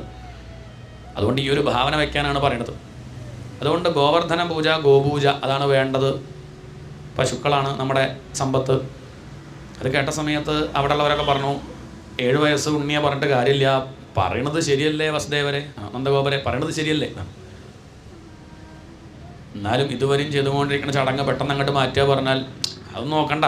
നമ്മൾ ചെയ്തുകൊണ്ടിരിക്കുന്ന സമ്പ്രദായം ശരിയല്ല എന്ന് തോന്നിയാൽ മാറ്റിക്കൂടെ? ശരിയല്ല തോന്നിയാൽ മാറ്റാം. എന്നാൽ ശരി, എന്നാൽ പിന്നെ അങ്ങനെ ആവാലേ? അങ്ങനെ ആവാം. യുക്തിയുക്തമുപാദേയം വചനം ബാലകാത് അഭി. യോഗവാസിഷ്ടത്തിൽ പറയും, യുക്തിക്ക് നിരക്കുന്നതാണെങ്കിൽ വചനം ബാലകാത് അഭി. ചെറിയ കുട്ടിയാണെങ്കിലും പറഞ്ഞാൽ കേൾക്കണം. യുക്തിക്ക് നിരക്കുന്നതാണെങ്കിൽ. എന്താണ്? ചെറിയ കുട്ടി പറഞ്ഞുകൊണ്ട് കേൾക്കില്ല പറയരുത്. ചെറിയ കുട്ടിയാണ്, LKG കുട്ടിയാണ്, അതുകൊണ്ട് ഞാൻ കേൾക്കില്ല. നല്ലതാ പറഞ്ഞാൽ കേൾക്കണം. LKG കുട്ടി ചിലപ്പം നല്ലതൊക്കെ പറയും, അപ്പോൾ കേൾക്കണ്ടേ? ഇനി യുക്തിക്ക് നിരക്കാത്തൊരു കാര്യമാണ് പറഞ്ഞതാരാ? ബ്രഹ്മാവ്. ആരാണ്? കേൾക്കണോ? അന്യത് തൃണമിവത്യാജ്യം അപ്യുക്തം പത്മജന്മന. പത്മജന്മ എന്ന് പറഞ്ഞാൽ ബ്രഹ്മാവ്. ബ്രഹ്മാവ് പറഞ്ഞിട്ട് കാര്യമില്ല. യുക്തിക്ക് നിരക്കാത്ത കാര്യം പറഞ്ഞാൽ തൃണമിവത്യാജ്യം, പുല്ല് പോലെ ആ വാക്യത്തെ ത്യജിക്കണം, കേൾക്കണം എന്നില്ല. ചെറിയ കുട്ടിയാണെങ്കിലും യുക്തിക്ക് നിരക്കണ കാര്യം പറഞ്ഞാൽ കേൾക്കണം. ഇതിപ്പം 7 വയസ്സ് ബാലനാ പറഞ്ഞിട്ട് കാര്യമില്ല, യുക്തിക്ക് നിരക്കണ കാര്യമല്ലേ പറഞ്ഞത്. അതുകൊണ്ട് ആ ഉണ്ണി പറഞ്ഞതുപോലെ ചെയ്യാം എന്ന് പറഞ്ഞാൽ അപ്പം അടയൊക്കെ എടുത്ത് പശുക്കൾക്ക് കൊടുക്കുകയാണ്. ഗോവർദ്ധന പൂജ എന്ന് പറഞ്ഞ് ഗോവർദ്ധനത്തെ പൂജിക്കുന്നു. ഗോവർദ്ധനത്തിന് പ്രദക്ഷിണം വെക്കണം, നമസ്കരിക്കണം. ഗോത്രവർഗ്ഗക്കാർ കുറേ പേര് ഗുഹയിലുണ്ട്, അവരെയൊക്കെ മുഖ്യധാരയിലേക്ക് കൊണ്ടുവരിക, അവർക്ക് വസ്ത്രം ഭക്ഷണമൊക്കെ കൊടുക്കുക. അങ്ങനെ അവരെയൊക്കെ കൊണ്ടിരുത്തി ഭക്ഷണം കൊടുക്കുന്നു. അങ്ങനെ അവിടെ നടന്നു വന്ന അവിടുത്തെ ഇന്ദ്രപൂജ മുടങ്ങി, പകരം ഗോപൂജയും ഗോവർദ്ധന പൂജയും നടന്നു. ഭഗവാൻ തന്നെ ഞാനാണ് ഗോവർദ്ധന ദേവത എന്ന് പറഞ്ഞ് വേറൊരു രൂപം സ്വീകരിച്ച് ആ അപ്പുവടയൊക്കെ എടുത്ത് കഴിച്ചു. പ്രജകളെ അനുഗ്രഹിച്ചു. നിങ്ങൾക്ക് എന്ത് വിഷമമുണ്ടെങ്കിലും പരദേവത കൂടെ ഉണ്ടാവും എന്നൊക്കെ പറഞ്ഞ് അവർക്ക് വിശ്വാസം ഉണ്ടാക്കി. വലിയ ആശ്വാസമായി, വലിയ സന്തോഷമായി ഗോപന്മാർക്ക്. കാരണം ഇതുവരെയും അപ്പുവടയൊക്കെ കൊടുത്തെങ്കിലും ഇതുവരെ ഇന്ദ്രൻ കഴിച്ചിട്ടില്ല. ഇതിപ്പം ഗോവർദ്ധന ദേവത നേരിട്ട് വന്ന് സ്വീകരിച്ചു. ചില ഗോപബാലന്മാർക്ക് വിഷമായി, കാരണം മറ്റത് അവരെന്നെ കഴിക്കാറത് കഴിഞ്ഞാൽ സ്വാഹ സ്വാഹ എടുത്ത്. ഇതിപ്പോൾ കിട്ടിയില്ല, ഇതൊക്കെ പ്രസാദം ഉണ്ടായില്ല, ഒക്കെ ആര് കഴിച്ചു? ഭഗവാൻ തന്നെ ഗോവർദ്ധന ദേവത വന്ന് പറഞ്ഞെടുത്ത് കഴിച്ചു. ഒക്കെ ഭംഗിയിൽ കഴിഞ്ഞെങ്കിലും ഇന്ദ്രന് വലിയ വിഷമം. കാരണം തൻ്റെ ഈ കൊല്ലത്തെ പൂജ കിട്ടിയിട്ടില്ല. ഡയറി നോക്കിയപ്പം തൻ്റെ പൂജ മുടങ്ങാനുണ്ടായ കാരണം എന്താ? അതാ കൃഷ്ണൻ്റെ പണിയാണ്. വാചാലം ബാലിശം സ്തബ്ധം അജ്ഞം പണ്ഡിതമാനിനം. കൃഷ്ണൻ ചീത്ത വിളിക്കുക ആര്? ഇന്ദ്രൻ. വാചാലായ നമ, ബാലിശായ നമ, സ്തബ്ധായ നമ, പണ്ഡിതമാനിനേ നമ. വാചാലൻ വായാടി, ബാലിശൻ എന്ന് പറഞ്ഞാൽ സ്റ്റൈൽ ഡിഷ്. അജ്ഞം ഒരു വിവരവും ഇല്ലാത്തവൻ. പണ്ഡിതമാനിനൻ, പണ്ഡിതമന്യൻ, പണ്ഡിതനാണെന്ന് ഇങ്ങനെ നടിക്കുക, ഒരു വിവരവും അയാൾക്കില്ല. നാട്യം വലിയ ഇത്രയും പ്രായമുള്ള ആ ഗോപന്മാരെയൊക്കെ ഇങ്ങനെ പഠിപ്പിക്കേണ്ട കാര്യം 7 വയസ്സ് ഉണ്ണിക്കുണ്ടോ? ഇതൊക്കെ കേട്ടിട്ട് ഗോപന്മാർ തനിക്ക് അപ്രിയം ചെയ്തില്ലേ? അതുകൊണ്ട് അവരിങ്ങനെ തന്നെ ധിക്കരിക്കാനുണ്ടായ കാരണം എന്താണെന്ന് വെച്ചാൽ അവർക്ക് കുറച്ച് ഐശ്വര്യം കിട്ടതിൻ്റെ പ്രശ്നമാണ്. കുറച്ച് പശുക്കൾ കയ്യിലുണ്ട് കരുതി ഇത്ര അഹങ്കാരം പാടും. പാല് വിറ്റ് 10 കാശ് അധികം കിട്ടിയപ്പം എൻ്റെ നേരെ പുറപ്പെടുകയാണ്. അതുകൊണ്ട് അവരുടെ സമ്പത്തായ പശുക്കളെ മുഴുവൻ ഞാൻ ഒഴുക്കിക്കളയും എന്ന് പറഞ്ഞ് പ്രളയകാലത്ത് പെയ്യാൻ വെച്ച മേഘത്തെ ഇപ്പം തന്നെ വിട്ടു. ഗംഭീര മഴ. പശുക്കൾ അങ്ങോട്ട് ഒഴുകിപ്പോവാൻ തുടങ്ങി. ഗോപന്മാരൊക്കെ ഓടി വന്നു. കൃഷ്ണ, ഇന്ദ്രൻ്റെ കോപമാണ് തോന്നുന്നുണ്ട് പറഞ്ഞു. ഭഗവാൻ പറഞ്ഞു, അങ്ങനെയൊന്നും പറയണ്ട. വിഷമം നമ്മൾ അനുഭവിക്കുന്നുണ്ട്, അതിന് കാരണം ഇന്ദ്രനെ പറയുന്നതും വേണ്ട, നമ്മുടെ കർമ്മം തന്നെയാണ്. എന്താണ്? അതിലുള്ളൂ. സന്തോഷമായിട്ട് ഇരിക്കുന്നുണ്ടെങ്കിൽ അതിന് കാരണക്കാരനും ഞാൻ സന്തോഷിക്കേണ്ട കാരണം ഞാൻ തന്നെ. നമ്മളത് പറയും. ദുഃഖിക്കുമ്പോഴോ അത് ഭാര്യ അല്ലെ മക്കളാണ്, അത് വേണ്ട. അത് നമ്മൾ ആരുടെങ്കിലും പരിടിക്കിടും. അല്ലെങ്കിൽ അടുത്ത ഫ്ലാറ്റിലുള്ള കൂടോത്രം അയാൾ അതിന് നിൽക്കുക. ഇങ്ങനെ എന്തെങ്കിലുമൊക്കെ ഇതാ പ്രശ്നം വെറുതെ പറയാം. ഒന്നുമല്ല. അതൊക്കെ നമ്മുടെ ഉള്ളിൽ ആത്മവിശ്വാസം കുറഞ്ഞാൽ നമുക്കൊക്കെ പ്രശ്നമായിട്ട് തോന്നും ഇല്ലേ? നമ്മൾ ഭാഗവതം വായിക്കാത്തതുകൊണ്ടാണ്. ഈ ഭാഗവതം വായിക്കുന്ന ഒരാൾക്ക് പിന്നെ എന്തില്ല, പിന്നെ അയാൾക്കൊന്നും ഒരു പ്രശ്നമില്ല. നേരെ മറിച്ച് അതിങ്ങനെ കുറഞ്ഞു വന്നാൽ നമ്മുടെ ആത്മവിശ്വാസം കുറഞ്ഞു വന്നാൽ നമുക്കൊക്കെ കറുത്ത പൂജ. അവിടേക്ക് പല്ലി ചലിക്കും. ഏത് ഭാഗത്തുനിന്നാ? അതേതോ മാമി നാക്കിയതാ, പല്ലി ചലിച്ചതൊന്നുമല്ല. ഇങ്ങനെ കേട്ട് കഴിഞ്ഞാൽ അതിൻ്റെ പിന്നാലെ പോയി അവിടേക്കും കാറ്റടിക്കും, വിളക്ക് കേടും, വിളക്ക് കെട്ടാൽ ലൈറ്ററുണ്ട്, കത്തിക്കുക, അത്രയേ ഉള്ളൂ. നെയ്യുണ്ട്, എണ്ണ ഉണ്ട്, തിരിയുണ്ട്, ഒക്കെ ഉണ്ട്. പക്ഷെ ഇങ്ങനെ അങ്ങോട്ട് ഒരു അജ്ഞാനം വന്നാൽ രക്ഷയില്ല. പിന്നെ ഒക്കെ നമുക്കാകെ ഒരു ബലമില്ലാണ്ട് നമ്മൾ എന്ത് പണി ചെയ്താലും എന്താവും? അപകടമാവും. തൊട്ടതൊക്കെ പ്രശ്നമാവും. അപ്പം ആത്മവിശ്വാസം ഇല്ലാണ്ട്, ഭക്തി ഇല്ലാണ്ട് ചെയ്താൽ പിന്നെ പ്രശ്നമാവാണ്ടിരിക്കുമോ? ഒന്നുകൂടി പ്രയാസമായി. പിന്നെ എല്ലാ ജ്യോത്സ്യന്മാരുടെ അടുത്തേക്കും പോകണ്ടെന്നല്ല കേട്ടോ, ഇങ്ങനെ പറഞ്ഞാലും കുഴപ്പമുണ്ട്. അദ്ദേഹത്തിനൊക്കെ എതിരാന്ന് പറയും. അല്ല, അങ്ങനെയൊന്നുമില്ല. പോണതിന് കുഴപ്പമൊന്നുമില്ല. ഒക്കെ നല്ല ഉദ്ദേശത്തിൽ നേരെ ആവട്ടെയുള്ള സങ്കല്പത്തിലൊക്കെ ആവാം. നമുക്കൊക്കെ അത് നമുക്ക് ഗുണം ചെയ്യുന്നുണ്ടെങ്കിൽ ആവാം. അതല്ലാതെ ഒന്നും കൂടി ഇങ്ങനെ പ്രയാസം ഉണ്ടാക്കുകയാണെങ്കിൽ നമ്മുടെ വിഷമം എന്താ ചോദിച്ചാൽ അതൊക്കെ വിശ്വാസമാണ്. ഈശ്വരൻ്റെ വിശ്വാസമില്ല, അവിടെയാണ് വിഷമം, അവിടെയാണ് കുഴപ്പം. ഭഗവാനെ വിശ്വാസമില്ല, ബാക്കിയുള്ളതൊക്കെ ഉണ്ടെങ്കിലും ഇതല്ലേ മുഖ്യം. ഇതിലേക്ക് വിശ്വാസം ഉണ്ടാക്കാനല്ലേ ഈ വക കാര്യങ്ങളൊക്കെ, അത് പ്രധാനം. അത് പാടില്ലെന്നർത്ഥം. ഇവിടെ ഇന്ദ്രകോപ പറയുമ്പോൾ ഭഗവാൻ പറഞ്ഞു ഇന്ദ്രൻ്റെ കോപമൊന്നുമില്ല, അതൊന്നും പറയണ്ട. നമ്മുടെ പരദേവത ഉണ്ടല്ലോ, ഇനിയിപ്പോൾ ഇന്ദ്രൻ്റെ കോപമാണെങ്കിൽ തന്നെ എന്താ, നമ്മുടെ രക്ഷിക്കാൻ ഗോവർദ്ധന ദേവതല്ലേ എന്ന് പറഞ്ഞ് ഭഗവാൻ അങ്ങോട്ട് ഓടി. പിന്നാലെ ഗോപകുട്ടികൾ, ഗോപബാലന്മാർ, ഗോപന്മാരൊക്കെ ചെന്നു. പരദേവത, ഞങ്ങളുടെ വിഷമം നീ കാണില്ലേ, രക്ഷിക്കാൻ നീ ഉണ്ടാവില്ലേ എന്ന് ചോദിക്കലും ആ പർവ്വതം ഭഗവാന്റെ കയ്യിലേക്ക് അങ്ങോട്ട് ചാടി. ഭഗവാൻ കൈ അങ്ങോട്ട് പൊന്തിച്ചു, ചെറുവിരലിൻ്റെ മുകളിൽ ആ പർവ്വതം അങ്ങോട്ട് നിർത്തി. ഗോവർദ്ധന ദേവത പറഞ്ഞത് എന്താ വെച്ചാൽ, എന്നെ ആശ്രയിച്ചോളൂ, വിഷമമില്ലാണ്ടിരിക്കാം എന്നാണ്. എന്ന് പറഞ്ഞാൽ ഗോവർദ്ധനത്തെ ആശ്രയിച്ചോളൂ, അല്ലല്ല, എന്നെ ആശ്രയിച്ചോളൂ, വിഷമമില്ലാണ്ടിരിക്കാൻ. ഞാൻ തന്നെയാണ് ഈ ഗോവർദ്ധനായിട്ടിരിക്കുന്നതും, പശുക്കളായിട്ടിരിക്കുന്നതും, നദിയായിട്ടിരിക്കുന്നതും, പുല്ലായിട്ടിരിക്കുന്നതും ഒക്കെ ഞാൻ തന്നെ. എന്നെ ആശ്രയിച്ചാൽ വിഷമമില്ലാണ്ടിരിക്കാം എന്ന് മനസ്സിലാക്കിയ ആ ഗോപന്മാർക്കൊന്നും ഒരു സംശയം ഉണ്ടായില്ല. ഗോപസ്ത്രീകളൊക്കെ ആ പർവ്വതത്തിന് ചുവട്ടിൽ പോയി നിന്നു. നമ്മളാണെങ്കിലോ ആ ഉണ്ണിയുടെ ചെറുവിരലിൻ്റെ മുകളിലാണ് വെച്ചത്. ഇതെങ്ങാനും വീണാലോ, നമ്മൾ ചുവട്ടിൽ പോയി നിൽക്കുമ്പോൾ തലേക്ക് വീണാലോ. അതുകൊണ്ട് പരീക്ഷിച്ചിട്ടൊക്കെ നമ്മൾ ചെയ്യും. ഇവർക്ക് അങ്ങനെയൊന്നുമില്ല. അവർക്ക് കൃഷ്ണൻ പറഞ്ഞാൽ പിന്നെ അതിലൊരു സംശയമൊന്നുമില്ല, അങ്ങോട്ട് ഓടിച്ചു. അത്രയ്ക്കും വിശ്വാസം അവർക്ക് ഇതുവരെയുള്ള ലീലകളിലൂടെ ആരുണ്ടാക്കിയിട്ടുണ്ട്, ഭഗവാൻ ഉണ്ടാക്കിയെടുത്തിട്ടുണ്ട്. അതുകൊണ്ട് ഒരു സംശയം ഉണ്ടായില്ല. അവരൊക്കെ ആ പർവ്വതത്തിൻ്റെ ചുവട്ടിൽ പോയി നിന്നു. പുറമെ പെരും മഴ, നല്ല മഴ, പക്ഷെ ഉള്ളിലൊരു തുള്ളി വെള്ളം, ഒന്നും ഉള്ളിലറിയണില്ല, ഒരു പ്രശ്നവുമില്ല. അവിടെ ഉള്ളവർക്കൊന്നും ഒരു തുമ്മൽ പോലും, ഒരു ജലദോഷം ആർക്കും ഉണ്ടായില്ല. ഒരിറ്റു വെള്ളം അവരെ മേലായിട്ടില്ല. പുറമെ നല്ല മഴ ഉണ്ട്. ഇന്ദ്രൻ ബുദ്ധിമുട്ടിക്കാനാണ് നോക്കിയത്. പക്ഷേ ഇപ്പം ആ ഗോപന്മാരും ഗോപസ്ത്രീകളൊക്കെ പ്രാർത്ഥിക്കണത് എന്താണെന്നറിയോ? ഇന്ദ്ര, മഴ നിർത്തരുതേ. എന്താണ്? കുറച്ച് മുമ്പ് പ്രയാസമായിരുന്നു, പക്ഷെ ഭഗവാനെ ആശ്രയിച്ചപ്പോൾ അവർക്ക് തോന്നണത്, കുന്തിദേവി പ്രാർത്ഥിച്ചില്ലേ, കൃഷ്ണ ദുഃഖം നിർത്തരുതേ. എന്താണ്? ദുഃഖം അങ്ങനെ ഉണ്ടാകുമ്പോൾ ഒരു സുഖം. അതിൽ പോലെ എന്താണ്, ഭഗവാനെ ആശ്രയിച്ച് തുടങ്ങിയാൽ, മറ്റുള്ളവർ നമ്മളെ ഉപദ്രവിക്കാൻ തുടങ്ങിയാൽ ആ ഉപദ്രവം എന്തായിട്ട് മാറും? അത് അനുഗ്രഹമായിട്ട് മാറും. പുറമെ മഴ പെയ്യുന്ന സമയത്ത് അവർ പറയണത് ഇത് നിർത്തരുത് ഇന്ദ്രൻ, കാരണം ഇത്ര അടുത്ത് ഭഗവാൻ ഇതിൻ്റെ മുമ്പ് കണ്ടിട്ടില്ല. ഇതിപ്പോൾ സുഖമായിട്ട് ഭഗവാനെ തന്നെ കണ്ടിരിക്കാം. ഒരു ദുരിതാശ്വാസ ക്യാമ്പ് 7 ദിവസം, ഒരു സ്പിരിച്വൽ ക്യാമ്പ്. ഭഗവാൻ തൊട്ട് മുമ്പിൽ അങ്ങനെ പുഞ്ചിരിച്ചും കൊണ്ട് നിൽക്കുന്നു. മറ്റത് ഇങ്ങനെ സൗകര്യത്തിന് കിട്ടാറില്ല, തിരക്കല്ലേ കൃഷ്ണന് എപ്പോഴും. ഇതിപ്പോൾ 7 ദിവസം തമാശ പറഞ്ഞ് വർത്തമാനം പറഞ്ഞ് പാട്ടുപാടി ഇങ്ങനെ ഒരുമിച്ചിരിക്കാൻ പറ്റുമല്ലോ.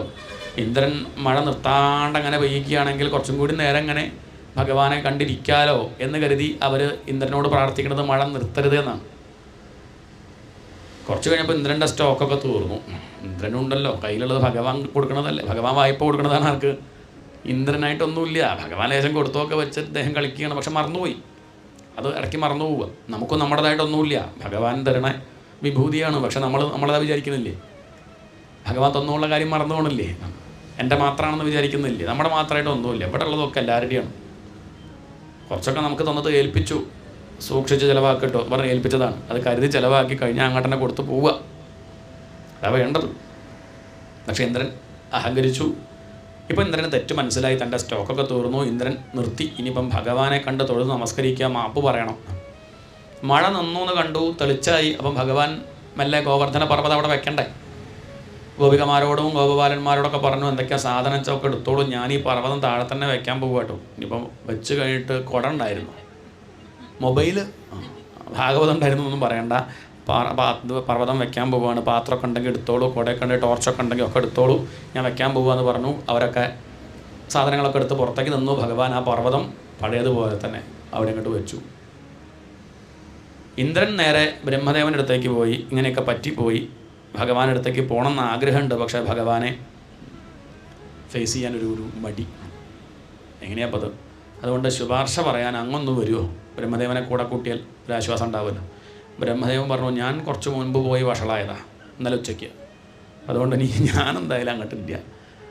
താനൊരു കാര്യം ചെയ്യൂ കൃഷ്ണൻ, ഈ പശുക്കളൊക്കെ വലിയ കാര്യമാണ്, താൻ ഒരു പശുവിനെ കൂട്ടി പോയിക്കോളൂ. ഗോലോകത്ത് സുരഭി പശുവുണ്ട്, പശുക്കളുടെ അമ്മയാണ്.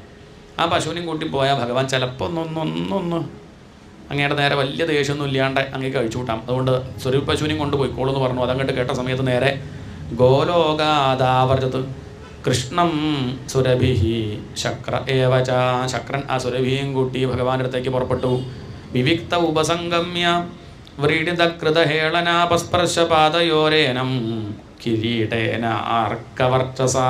ഇന്ദ്രൻ ഓടി വന്ന് തൻ്റെ ആ സ്വർണ്ണ കിരീടം ഭഗവാന്റെ പാദത്തിൽ അടിച്ച് പശ്ചാത്താപ വിവശനായി കണ്ണീരൊഴുക്കും കൊണ്ട് ഭഗവാനെ കേമായിട്ട് സ്തുതിക്കുകയാണ്. ആ ബാലബ്രഹ്മത്തെ സ്തുതിക്കുന്നു. വിശുദ്ധസത്വം തവധാമശാന്തം തപോമയം ധ്വസ്തരജസ്തമസ്കം മായാമയോയം ഗുണസംപ്രവാഹോ ന വിദ്യതേ ഗ്രഹണാനുബന്ധ.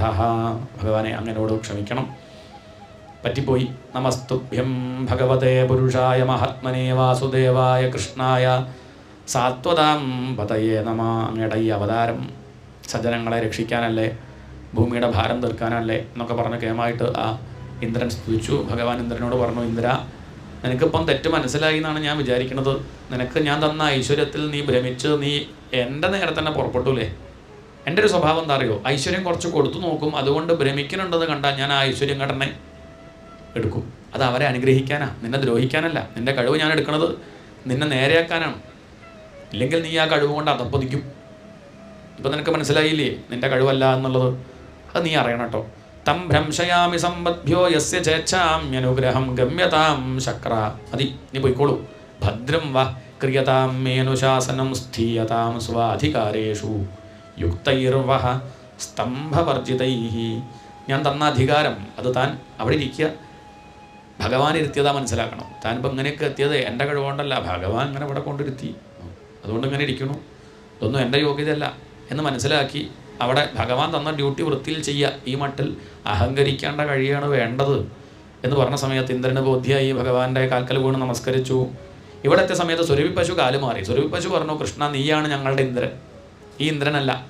കാരണം ഞങ്ങളുടെ വംശത്തിലൊരു ആപത്തുണ്ടായപ്പം ഈ ദുഷ്ടൻ ഉപദ്രവിക്കല്ലേ ഉണ്ടായത് ഇന്ദ്രൻ, പക്ഷെ നീയല്ലേ രക്ഷിച്ചത്. അതുകൊണ്ട് ഗോക്കളുടെ ഇന്ദ്രൻ അത് നീയാ എന്ന് പറഞ്ഞ സുരഭി പശു കൊണ്ടുപോയി പാറയുടെ മുകളിലിരുത്തി ഭഗവാനെ തൻ്റെ അകിട്ടിലുള്ള പാല് കൊണ്ട് ഗോവിന്ദ ഇതി ചാഭ്യധാത്, ഗോക്കളുടെ ഇന്ദ്രൻ എന്ന അർത്ഥത്തിൽ ഗോക്കൾക്ക് ഹിതം ചെയ്യുന്നവൻ ഗോവിന്ദൻ. ഗോവിന്ദ ഇതി ചാഭ്യഥാത്, ഗോവിന്ദ എന്ന് വിളിച്ച് ആ ഭഗവാൻ അഭിഷേകം ചെയ്തു. ഇന്ദ്രനാവട്ടെ സുരഋഷിഭിസ്സാകം, ദേവർഷികളുടെ കൂടെ. ഇന്ദ്രസുരഋഷിഭിസ്സാകം നോദിതോ ദേവമാതൃഭി അഭ്യഷിഞ്ച തദാശാരഹം ഗോവിന്ദ ഇതി ചാഭ്യഥാത്. ആകാശഗംഗ ഐരാവത്തിന് തുമ്പിക്കൈയിൽ കൊണ്ടുവന്നിട്ടുണ്ട്. ആ ആകാശഗംഗ കൊണ്ട് ഭഗവാൻ അഭിഷേകം ചെയ്തു. ഇന്ദ്രൻ തൻ്റെ കണ്ണീര് കൊണ്ട് ഭഗവാന്റെ പാദം കഴുകി ഗോവിന്ദ ഗോവിന്ദ ഗോവിന്ദ എന്ന് ജപിച്ച് ഇന്ദ്രനും അഭിഷേകം ചെയ്തു. ഗോവിന്ദ എന്ന് പറഞ്ഞാൽ താല്പര്യം, ആ പേരിന് പല അർത്ഥമുണ്ട്. ഗോവിന്ദൻ എന്ന് പറഞ്ഞാൽ ഗോ എന്ന് പറഞ്ഞാൽ പശു എന്നർത്ഥമുണ്ട്. പശുക്കൾക്ക് നന്മ ചെയ്തവൻ ഗോവിന്ദൻ, ഗോകുലത്തിന് നന്മ ചെയ്തവനും ഗോവിന്ദൻ. ഈ ഗോ എന്ന് പറഞ്ഞാൽ ഇന്ദ്രിയങ്ങൾ എന്നർത്ഥമുണ്ട്. കണ്ണ്, മൂക്ക്, നാക്ക്, ചെവി, ത്വക്ക്. ഈ ഇന്ദ്രിയങ്ങളുടെ അധ്യക്ഷനായിട്ടിരിക്കുന്നവൻ, കണ്ണിന് കാണാനും ചെവിക്ക് കേൾക്കാനും മൂക്കിന് വാസനിക്കാനും ത്വക്കിന് സ്പർശിക്കാനും സാധിക്കുന്നത് എന്തുകൊണ്ടാണ്? കണ്ണ് മാത്രമാണെങ്കിൽ കാണാൻ പറ്റും തോന്നുന്നുണ്ടോ? ഉള്ളിലാര് വേണം? ഈ ചൈതന്യം ഇല്ലെങ്കിൽ ഒരു കാര്യമില്ല. വൈദ്യുതി പോലെയാണ് ഭഗവാൻ. മൈക്കുണ്ട്, ലൈറ്റുണ്ട്, ബൾബുണ്ട്. കാര്യമുണ്ടോ? മൈക്കുണ്ട്, ബൾബുണ്ട്, അതൊന്നും കാര്യമില്ല. ഫാനുണ്ട്, പക്ഷെ കറണ്ടില്ല. പിന്നെന്താ കാര്യം? ഇതൊന്നും കറണ്ടില്ലെങ്കിൽ പിന്നെ ഒന്നും കാര്യമില്ല. കണ്ണുണ്ട്, മൂക്കുണ്ട്, നാക്കുണ്ട് പറഞ്ഞിട്ട് കാര്യമില്ല. അതിൽ ചൈതന്യം ഇല്ലെങ്കിൽ ഒന്നിനും കൊള്ളില്ല. അതാണ് ചൈതന്യമായിരിക്കുന്നവൻ. ഗോഭിഹി ഉപനിഷത്ത് വാക്യേഷു വിന്ദതേ ഇതി ഗോവിന്ദ. ഉപനിഷത്ത് വാക്യങ്ങളെ കൊണ്ടറിയുന്ന സത്യം, ഇതാണ് ഗോവിന്ദൻ എന്ന് പറഞ്ഞ അർത്ഥം. ഇങ്ങനെ പല അർത്ഥമുണ്ട് ഈ ഗോവിന്ദ ശബ്ദത്തിന്. ആ ഗോവിന്ദ എന്ന് ജപിക്കുന്ന സമയത്ത് നമ്മൾ ശ്രദ്ധിക്കേണ്ടത് ഈ ഒരു ഇന്ദ്രൻ്റെ കഥ ഓർക്കുക. ഇതുപോലൊരു ഗർവ് നമുക്കുണ്ട്. ഇതാണ് ഭഗവാനെ കിട്ടാൻ തടസ്സം. ആ ഗർവ് പോട്ടെ. അതിനാണ് ഓരോ അധ്യായം കഴിയുമ്പോഴും 2 ഗുളിക കഴിക്കുന്നത്. വെള്ളം കുടിക്കാണ്ട 2 ഗുളിക. ഗോവിന്ദനാമ സങ്കീർത്തനം ഗോവിന്ദ ഗോവിന്ദ. അഹങ്കാരം പോണേ എന്നാണ് പ്രാർത്ഥന. നമ്മുടെ അഹങ്കാരം പോയാൽ ഈശ്വരനെ കിട്ടേണ്ട വിഷയമൊന്നുമില്ല. ഈശ്വരൻ ഉണ്ട്, അത് അറിയാത്തത് അഹങ്കാരം കൊണ്ടാണ്. അങ്ങനെ ഗോവിന്ദ എന്ന് ജപിച്ച് ഇന്ദ്രനും തൻ്റെ കണ്ണീര് കൊണ്ട് ഭഗവാന്റെ പാദം അഭിഷേകം ചെയ്തു. തൻ്റെ അഹങ്കാരം കണ്ണീരിലൂടെ ഒഴുകിപ്പോയി. ഇന്ദ്രനെ ഭഗവാൻ അനുഗ്രഹിച്ചു. അങ്ങനെ ഗോവിന്ദാഭിഷേകം, ഗോവർദ്ധനോദ്ധാരണം എന്ന ലീല. ഗോവർദ്ധനത്തെ ഉദ്ധരിച്ചു. ഗോവർദ്ധനം എന്ന് പറഞ്ഞാൽ തന്നെ അർത്ഥം, ഗോ എന്ന് പറഞ്ഞാൽ നേരത്തെ പറഞ്ഞു അറിവ് എന്നർത്ഥമുണ്ട്. എന്താണ് അറിവ്?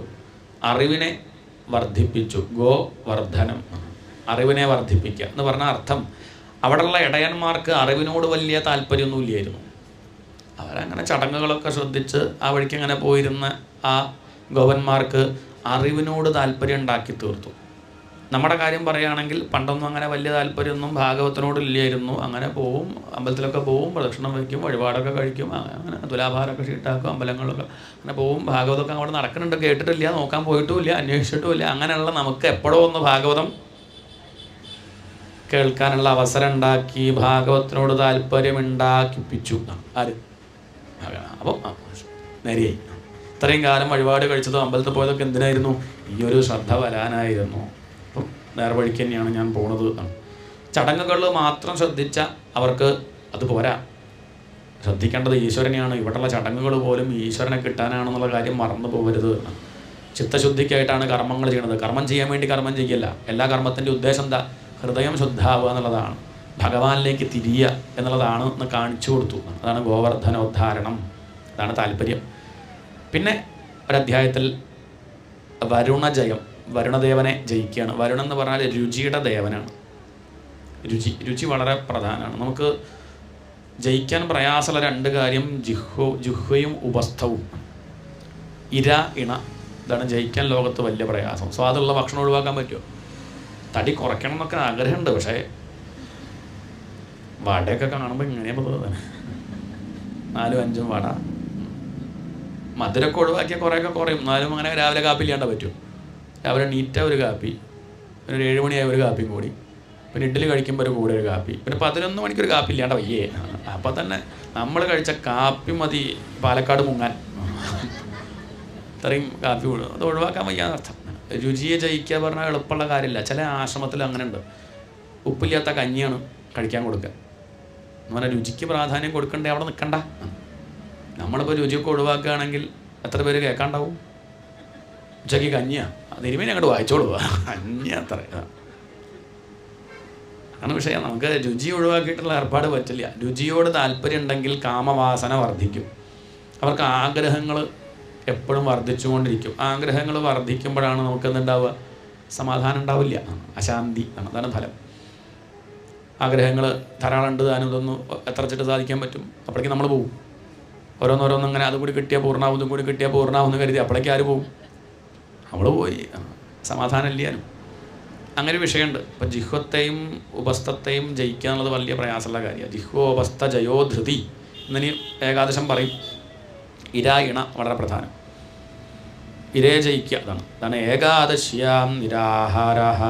രുചിയെ ജയിക്കാനാണ് നമ്മളൊക്കെ ഏകാദശി നോൽക്കുന്നത്. ആഹാരം കഴിക്കാണ്ടിരിക്കുക, ആഹാരം കാണുമ്പോഴും കഴിക്കാണ്ടിരിക്കുക. നമുക്ക് ഇഷ്ടപ്പെട്ട പലഹാരം കാണുമ്പോഴും കഴിക്കില്ല, അങ്ങനെ തീരുമാനിക്കണം. അപ്പോഴാണ് നമുക്ക് ആ ഒരു ഇച്ഛാശക്തി ഉണ്ടാവുക. ഇല്ല, അപ്പോൾ നമുക്ക് നമ്മളോട് തന്നെ ഒരു വിശ്വാസം ഉണ്ടാവും. ഇതല്ല, അപ്പോഴേക്കും പ്രലോഭനത്തിൽ വീണ് പോവുകയാണ്. അങ്ങനെ വീഴാണ്ടിരിക്കാനാണ് ഏകാദശി. ഒന്നും കഴിക്കാണ്ടിരിക്കുക വേണ്ടത്. അതാണ് ഏകാദശിക്ക് വേണ്ടത്. നിരാഹാര, ആഹാരം കഴിക്കാണ്ടിരിക്കുക. നമ്മൾ തിരിച്ചാണ്. ഏകാദശിയുടെ ഒന്ന് നല്ലോണം കഴിക്കുക, എന്നിട്ട് ഇര വിഴുങ്ങിയ പോലെ പെരുമ്പാമ്പൊക്കെ കിടക്കുന്ന പോലെ ഉപ്പുമാവ് 2 കിൻഡൽ ഉപ്പുമാവാണ് കഴിക്കുന്നതാണ്. അങ്ങനെ പുഴുക്ക്, ഉപ്പുമാവ്, പഴന്നുറുക്ക്, വറുത്തപ്പേരി, ചക്ക വറുത്തത് ഏകാദശിക്ക് എന്നിട്ട് പറയുകയും ചെയ്യുന്നത്. അത് നമുക്കത് വിഷമമൊന്നുമില്ല. ചില അമ്മമാർ ഈ ഉപ്പുമാവൊക്കെ കഴിക്കും, എന്നിട്ട് പ്രസാദം കഴിക്കുമ്പോൾ മലര് കഴിക്കുകയും രാവിലത്തെ നേദ്യത്തിൻ്റെ മലരൊക്കെ കഴിച്ചിട്ട് ചോദിക്കും, അയ്യോ തിരുമേനി ഏകാദശിയായിരുന്നു, മലര് കഴിച്ചു, ഇനിയിപ്പം ഏകാദശി മുടങ്ങിയോ? 2 കിൻഡൽ ഉപ്പുമാവ് കഴിച്ച് മുടങ്ങാത്ത ഏകാദശി ഒരു മലര് കഴിച്ചാൽ മുടങ്ങും തോന്നുന്നുണ്ടല്ലോ. അതാണ് അതൊക്കെയാണ് നമ്മുടെ കഥ. നമ്മുടെ വിചാരം അരിഭക്ഷണം ഒഴിവാക്കണം എന്ന് മാത്രമേ ഉള്ളൂ. അല്ലല്ല, അങ്ങനെയല്ല. ഭക്ഷണം തന്നെ ഒഴിവാക്കുക. അരിഭക്ഷണം ഒഴിവാക്കണം എന്ന് പറയാൻ കാരണം കേരള ആയതുകൊണ്ടാണ്. പഞ്ചാബിൽ എങ്ങനെയാണ് ഏകാദശി നോൽക്കുക? അല്ല, അവിടെ അരിഭക്ഷണം, അരിഭക്ഷണം ഇല്ല അവർക്ക്. അവിടെ എന്താ പറയുക? അവർക്ക് എന്നും ഏകാദശിയാണ്. നമ്മളെപ്പോലെയാണെങ്കിൽ നമ്മളത് ഏകാദശി എന്ന് പറഞ്ഞാൽ 8-10 ചപ്പാത്തി, രാവിലെ ചപ്പാത്തി, കുറുമ, ഉച്ചയ്ക്ക് ഉപ്പുമാവ്, റവപ്പായസം, നല്ലൊരിക്കലുണ്ടായി, ഒക്കെ ഉണ്ട്, എല്ലാം ഉണ്ട്. വൈകുന്നേരം അപ്പോഴും ഉണ്ട്. അപ്പോൾ പൊറാട്ട ഏകാദശിക്കാണ്. എന്താ കഥ, ഒരു ഏകാദശി അത്ര അങ്ങനെയെല്ലാം അർത്ഥം. നിരാഹാര, ആഹാരം ഇല്ലാണ്ടിരിക്കുക. ആഹാരം കഴിക്കാണ്ട് പറ്റുമോ നോക്കുക. നല്ലതാണ്. ഈ മാസത്തിൽ ഒരു ദിവസമൊക്കെ നല്ലതാണ്. എന്നാൽ ശരീരമൊക്കെ ഒന്ന്, ഉള്ളിലുള്ള വേസ്റ്റൊക്കെ ഒന്ന് ദഹിച്ച് പോവും. ഇത് നമ്മൾ സമയം കൊടുക്കണം, ദഹിക്കാനുള്ള സമയം കൊടുക്കണില്ല. അപ്പോഴേക്കും അങ്ങനെ കഴിച്ചു ആടിനെ പോലെ എപ്പോഴും അങ്ങനെ. അതല്ല, കുറച്ച് സമയം കൊടുക്കുക, അതൊക്കെ കഴിക്കട്ടെ, ഒക്കെ ദഹിച്ച് പോട്ടെ. അങ്ങനെ ആകുമ്പോൾ ഒരുവിധം രോഗങ്ങളൊന്നും ഉണ്ടാവില്ല, വലിയ പ്രശ്നമൊന്നും ഇല്ലാണ്ടിരിക്കുക. അതാണ് നിരാഹാരം.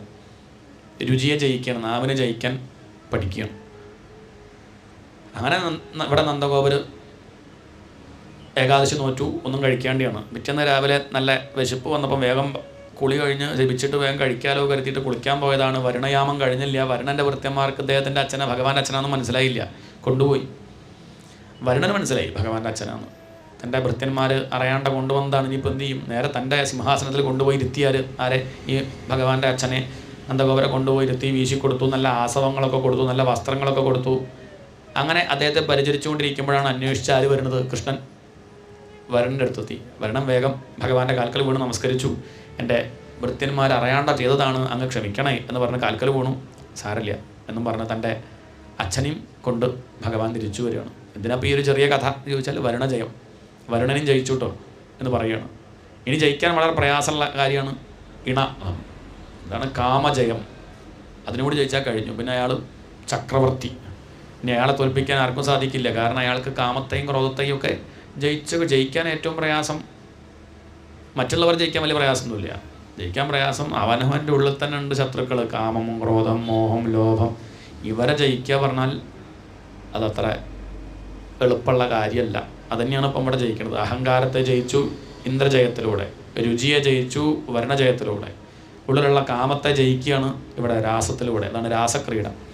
ഭഗവാനപിതാരാത്രി ശരദോദ്ഭുല്ല മല്ലികാ വീക്ഷരന്തും മനശ്ചക്രേ യോഗമായാം ഉപാശ്രിത. 5 അധ്യായങ്ങൾ ഭാഗവത്തിൽ രാസപഞ്ചാധ്യായി എന്ന് പറയും. ഈ 5 അധ്യായങ്ങളിൽ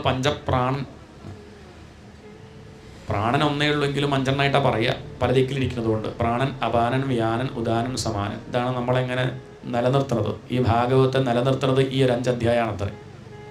ഇതാണ് ഭാഗവത്തിലെ ഹൃദയം, ഈ 5 അധ്യായം. അതാണ് രാസം. ജീവിതത്തിൽ ഏറ്റവും പ്രധാനം നമുക്കും രസം തന്നെയാണ്. രസമില്ലെങ്കിൽ നമ്മൾ ഒരു പണിയെടുക്കില്ല. അല്ലെങ്കിൽ ഇപ്പോൾ എടുക്കുന്നത് ഭാവിയിൽ രസം ഉണ്ടാവുമെന്ന് കരുതിയിട്ടാണ് അല്ലേ. ഇപ്പോഴൊന്നും വലിയ രസമില്ല, പക്ഷെ ഭാവിയിൽ രസം ഉണ്ടാവുമല്ലോ എന്നുള്ള വിചാരത്തിലാണ് നമ്മൾ കഷ്ടപ്പെടുന്നതൊക്കെ. ഉണ്ടാവില്ലെന്നുള്ളതൊക്കെ വേറെ വിഷയം. എന്നാലും അങ്ങനെ ഉണ്ടാവും. നാളെ രസം ഉണ്ടാവും. കുറച്ച് കഴിഞ്ഞാൽ ഒരു സുഖം ഉണ്ടാവും. നായ വെള്ളം കുടിക്കും പോലെ ഒരു ബക്കറ്റ് വെള്ളം കൊടുത്താൽ അതിങ്ങനെ കുടിക്കും.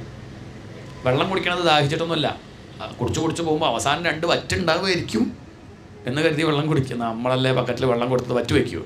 അതങ്ങോട്ട് ഇതേപോലെ ജീവിതം മുഴുവൻ വെള്ളം ഇങ്ങനെ കുടിക്കുകയാണ്. അവസാനം 98-ാം വയസ്സിലൊരു സുഖം ഉണ്ടാവുമായിരിക്കും എന്ന് കരുതിയിട്ടാണ് ഇങ്ങനെ. ഒന്നും ഉണ്ടാവില്ല. അപ്പോഴേക്കും ഇവിടുന്ന് പോയാൽ മതി എന്നാവും.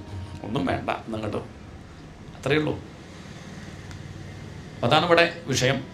രസമാണ് പ്രധാനം. ജീവിതത്തിൽ നമ്മളൊക്കെ കഷ്ടപ്പെടുന്നത് എന്തിനാന്ന് ചോദിച്ചാൽ രസമായിട്ടിരിക്കാനാണ്. ഏത് കർമ്മവും ചെയ്യണത് രസിക്കാനാണ്. അല്ലാമെന്നും പറഞ്ഞാൽ പറ്റില്ല. ചിലർ പറയട്ടോ ഇല്ല എനിക്കങ്ങനെ രസമാവണമെന്നൊന്നുമില്ല. അങ്ങനെ ഉണ്ട്. സുഖാവനല്ല എല്ലാ കർമ്മവും ചെയ്യണത്. അവനവൻ്റെ സുഖമല്ലേ നമുക്ക് പ്രധാനം. എന്നാളൊരു അമ്മ പറഞ്ഞു, എനിക്ക് തിരുമേനി എൻ്റെ സുഖമല്ല പ്രധാനം, മക്കൾ സുഖിക്കണോണ്ട് നിങ്ങൾക്ക് സുഖമുള്ളതുകൊണ്ടല്ലേ അല്ലേ? അതതെ അവല്ല പറഞ്ഞത്. അവർ സുഖമായിട്ടിരിക്കുമ്പോഴാണ്, അപ്പോഴും അവനവന് സുഖമല്ലേ, അതുകൊണ്ടാണ്. അപ്പം നമ്മളങ്ങനെ പറയല്ല ഇന്നയാൾക്ക് സുഖമായാൽ മതി, എനിക്ക് എൻ്റെ സുഖം മുഖ്യമല്ല, എൻ്റെ സുഖം തന്നെയാണ് എനിക്ക് മുഖ്യം.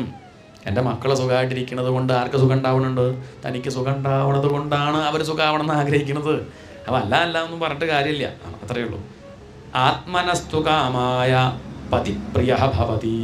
എല്ലാവരും അവനവൻ്റെ സുഖത്തിനാണ് എല്ലാ കർമ്മങ്ങളും ചെയ്യണത്. ഭാര്യ ഭർത്താവിനെ സ്നേഹിക്കുന്നത് ഭർത്താവിനോടുള്ള സ്നേഹം കൊണ്ടൊന്നല്ല, തന്നോടുള്ള സ്നേഹം കൊണ്ടാണ്.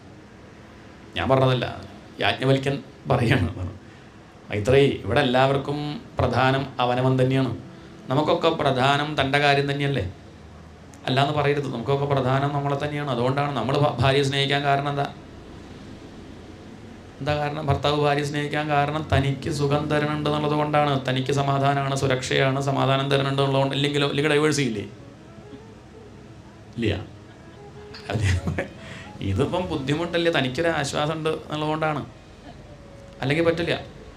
തിരിച്ചും മക്കളെ സ്നേഹിക്കുന്നത് അതുകൊണ്ട് തന്നെയാണ്. അല്ലെങ്കിൽ മക്കളെ സ്നേഹിക്കുന്നില്ല. അച്ഛനമ്മമാരെ സ്നേഹിക്കുന്നതും തനിക്ക് അവനവന് വേണ്ടിയാണ്. എല്ലാവർക്കും പ്രധാനം താൻ തന്നെയാണ്. സുഖം എന്നുള്ളത് വലിയ വിഷയമാണ്. അതാണ് ഏറ്റവും പ്രധാനം. പക്ഷെ കുഴപ്പം എന്താ ചോദിച്ചാൽ ഈ സുഖം എവിടെ ഇരിക്കണോ എന്നുള്ളത് പലർക്കും അറിയില്ല. അതാണ് ബുദ്ധിമുട്ട്. അത് പറഞ്ഞു കൊടുക്കുന്ന ഗ്രന്ഥമാണ് ഈ ശാസ്ത്രങ്ങൾ. ആധ്യാത്മിക ഗ്രന്ഥങ്ങളുടെ പ്രത്യേകത അത് എവിടെ ഇരിക്കണമെന്ന് പറഞ്ഞു കൊടുക്കുകയാണ്. നമ്മളിങ്ങനെ പുറമെ അന്വേഷിക്കുകയാണ്, കസ്തൂരിമാനെ പോലെ. അത് ആ ഗന്ധം എവിടുന്നോ ആണ് വെച്ചിട്ട് അങ്ങനെ ഓടിക്കൊണ്ടിരിക്കുക. തൻ്റെ ഉള്ളിൽ നിന്നാണ്. അതറിയണില്ല. ഉള്ളിലുണ്ട് ധനം, പക്ഷേ എവിടെയാണെന്ന് അറിയാണ്ട് കഷ്ടപ്പെടുകയാണ്, അലഞ്ഞും കൊണ്ടിരിക്കുകയാണ്. കാണുന്നവരോടൊക്കെ ഇറക്കുകയാണ്. 10 റുപ്യ തരുമോ ചോദിക്കുക. എവിടെയാണ് കാശുള്ളത്? താൻ ഇരിക്കണത് എവിടെയാണ്? 100 കോടി റുപ്യയുടെ മുകളിലാണ് ഇരിക്കണതേ. ആ പെട്ടി തുറന്നില്ല, തുറക്കാൻ തോന്നിയില്ല. എന്നിട്ട് ഇറക്കുകയാണ്, 10 റുപ്യ തരുമോ? അത് തുറന്നു നോക്കിയാൽ മതി, കാശുണ്ട്. തൻ്റെ അച്ഛനും മുത്തച്ഛനൊക്കെ അവിടെ ഇരുന്നിട്ടാണ് ഇറങ്ങുന്നതേ. എന്നാലും ഒന്ന് തുറന്നു നോക്കണ്ടേ? എന്താ അത് തുറന്നില്ല. നമ്മളും അച്ഛനും ഇങ്ങനെ ഇറന്നിട്ടുണ്ട്, മുത്തച്ഛനൊക്കെ ഇറന്നിട്ടുണ്ട്, ഞാനും ഇറക്കും, ഞങ്ങളുടെ കുലധർമ്മ എന്ന് പറഞ്ഞിട്ട്. അതിൻ്റെ ആവശ്യമില്ല. നമുക്ക് ഭാഗവതം വായിക്കാലോ, നമുക്ക് സംഗതി കണ്ടെത്താലോ, പെട്ടി തുറന്നു നോക്കാലോ, അത്രേ വേണ്ടൂ. പക്ഷെ അത് ചെയ്യാറില്ല. ഇവിടെ ഭാഗവതം പറയണത് അല്ലെങ്കിൽ ആധ്യാത്മിക ഗ്രന്ഥങ്ങൾ പറയണത് പുറമേയല്ല സുഖം, തെളിവ് സഹിതം പറയുകയാണ്. അപ്പോൾ നമ്മൾ പറയും പുറമേയല്ല സുഖം എന്ന് പറഞ്ഞാൽ പറ്റുമോ? പരദൂഷണം പറയുമ്പോൾ സുഖമുണ്ട്. അത് പുറമുള്ള സുഖമല്ല. പരദൂഷണം പറയുമ്പോൾ എപ്പോഴും സുഖമുണ്ടോ? അങ്ങനെയാണെങ്കിൽ പരദൂഷണത്തിൻ്റെ സുഖമെന്ന് പറയാം.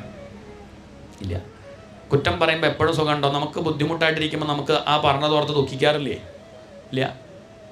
വേണ്ടില്ലായിരുന്നു, വെറുതെ ആവശ്യമില്ലാതെ ഓരോന്ന് പറഞ്ഞു, ആ സമയത്ത് ഒന്ന് മിണ്ടാണ്ടിരുന്നാൽ മതി എന്നാൽ എപ്പോഴെങ്കിലൊക്കെ ചിന്തിക്കാറില്ലേ? അതിലാണ് സുഖമെങ്കിൽ എപ്പോഴും ഉണ്ടാവണ്ടേ. പായസം കഴിക്കുമ്പോഴാണ് സുഖം, അങ്ങനെ പറയരുത്. പായസം കഴിക്കുമ്പോഴാണ് സുഖം എങ്കിൽ പായസത്തിൽ സുഖം എന്ന് പറഞ്ഞാൽ പ്രശ്നമുണ്ട്. പായസ സുഖമാണെങ്കിൽ പായസം കഴിക്കുമ്പോഴൊക്കെ എന്തുണ്ടാവണം?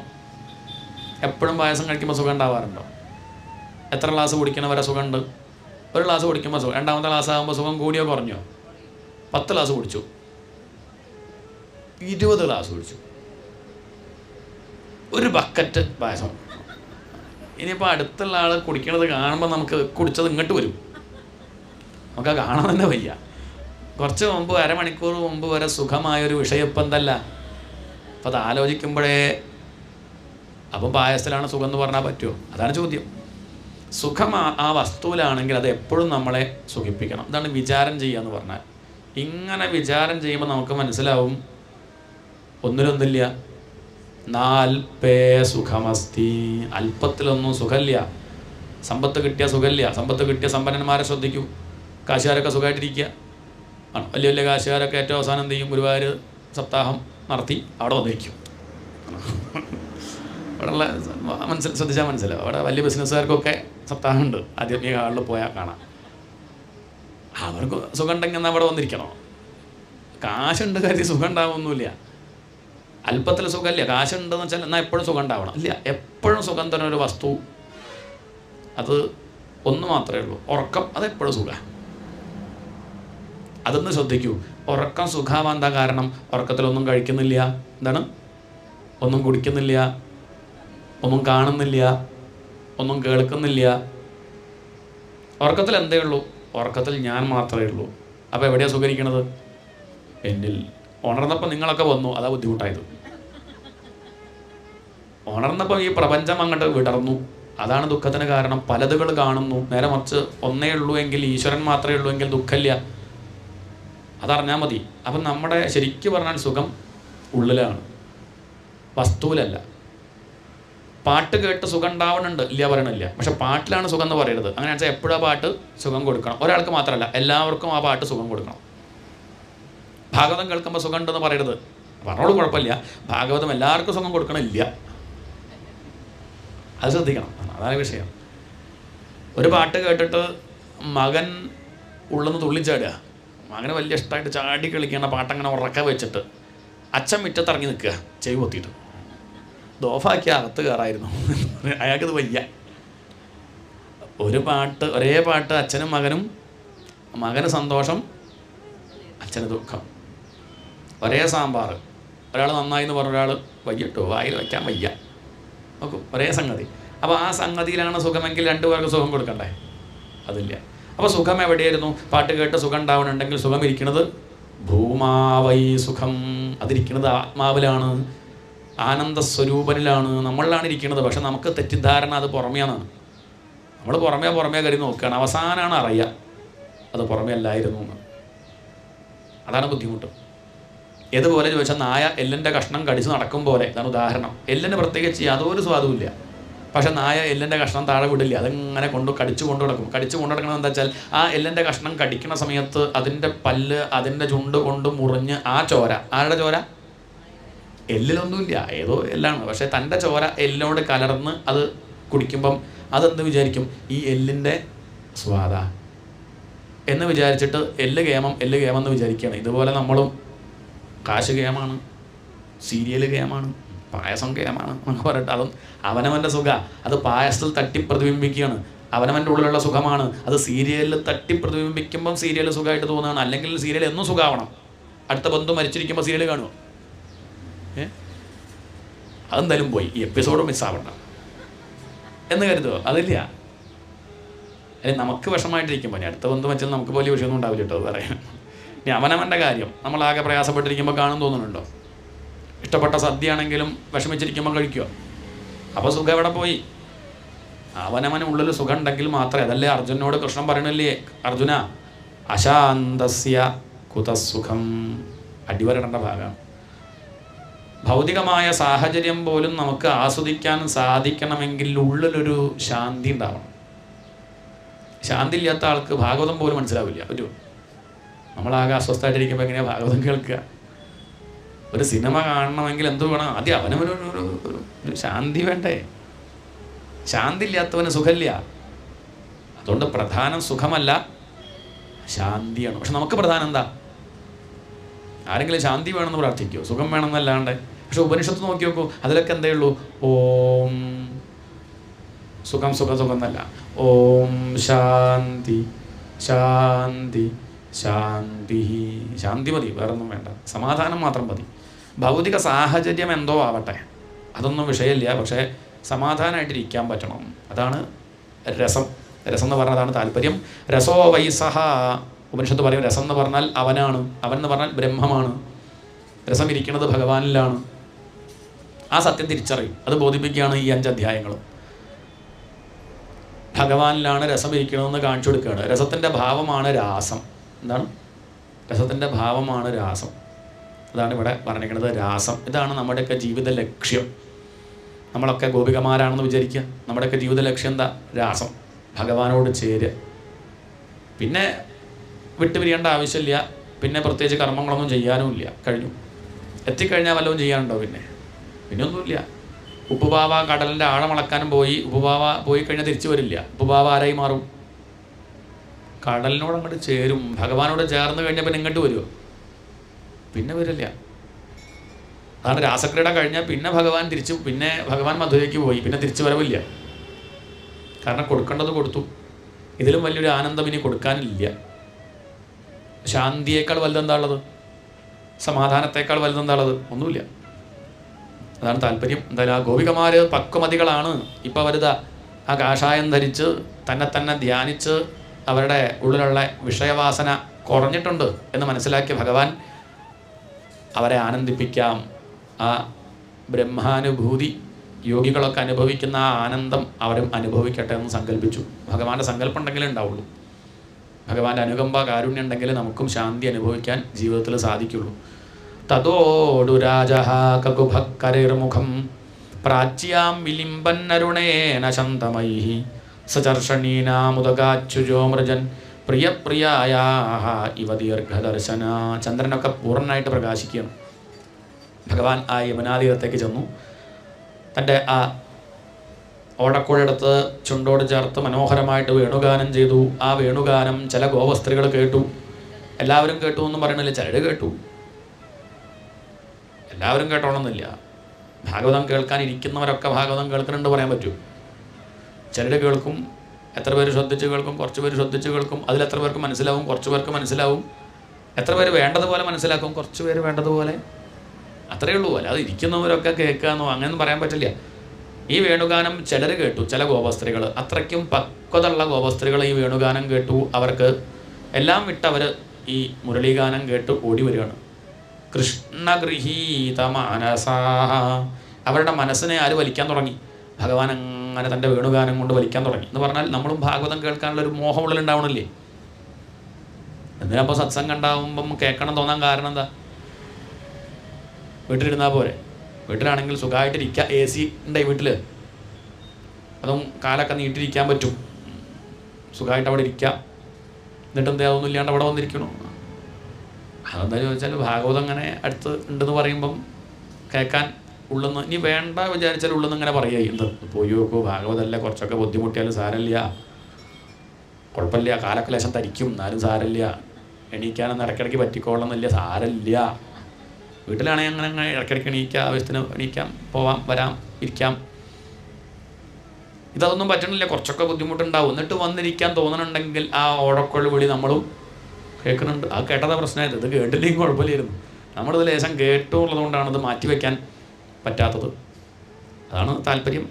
ഒരു ഉൾവിളി, ഇന്നർ വോയിസ്, അതാണ് വേണുഗീതം. ഉള്ളിലങ്ങനെ പോകണം, ഭഗവാനെ ആശ്രയിക്കണം, ഭാഗവതം കേൾക്കണം, കേട്ടേ പറ്റൂ എന്നുള്ളൊരു വിചാരം അത് ആ ഗോപികമാർക്കുണ്ടായി. അവർ പിന്നെ എല്ലാം വിട്ടു.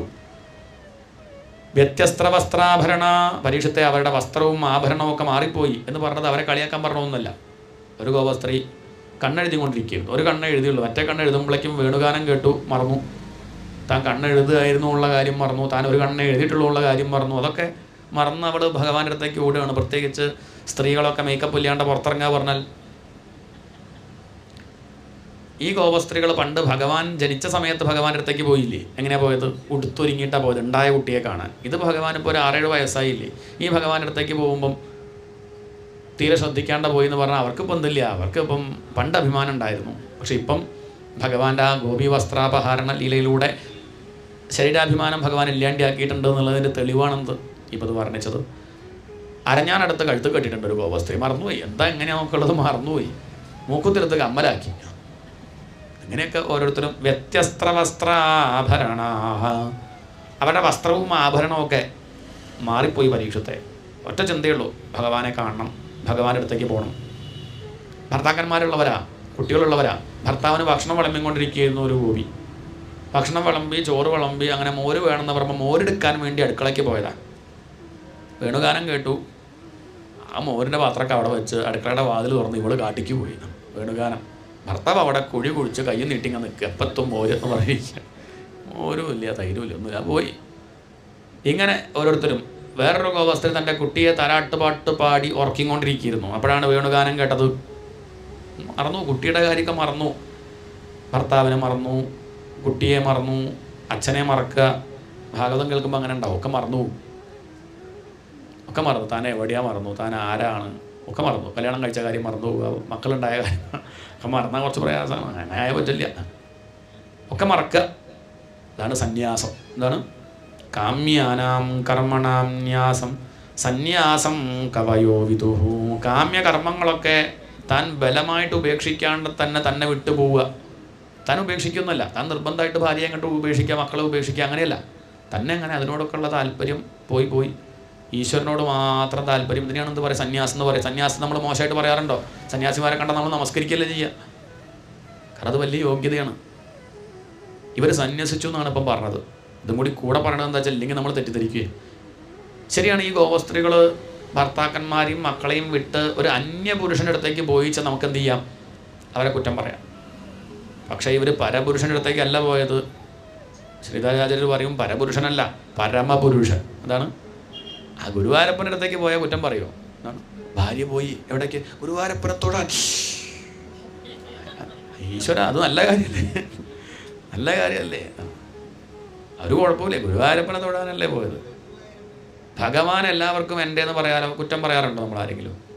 എൻ്റെ കൃഷ്ണൻ എന്ന് ഭാര്യയ്ക്കും പറയാം, ഭർത്താവിനും പറയാം. കുഴപ്പമില്ല. അതുകൊണ്ട് ഇത് കുറ്റമായിട്ട് പറയേണ്ട. സന്യാസം കുറ്റമായിട്ട് നമ്മൾ പറയാറില്ല. സന്യസിക്കുന്നവരെ നമ്മൾ ആദരിക്കാറേ ഉള്ളൂ. ഭർത്താവിനെ ഒഴിവാക്കി, ഭാര്യയെ ഒഴിവാക്കി, മക്കളെ ഒഴിവാക്കി, അച്ഛനമ്മയെ ഒഴിവാക്കി എന്ന് പറയാറില്ല.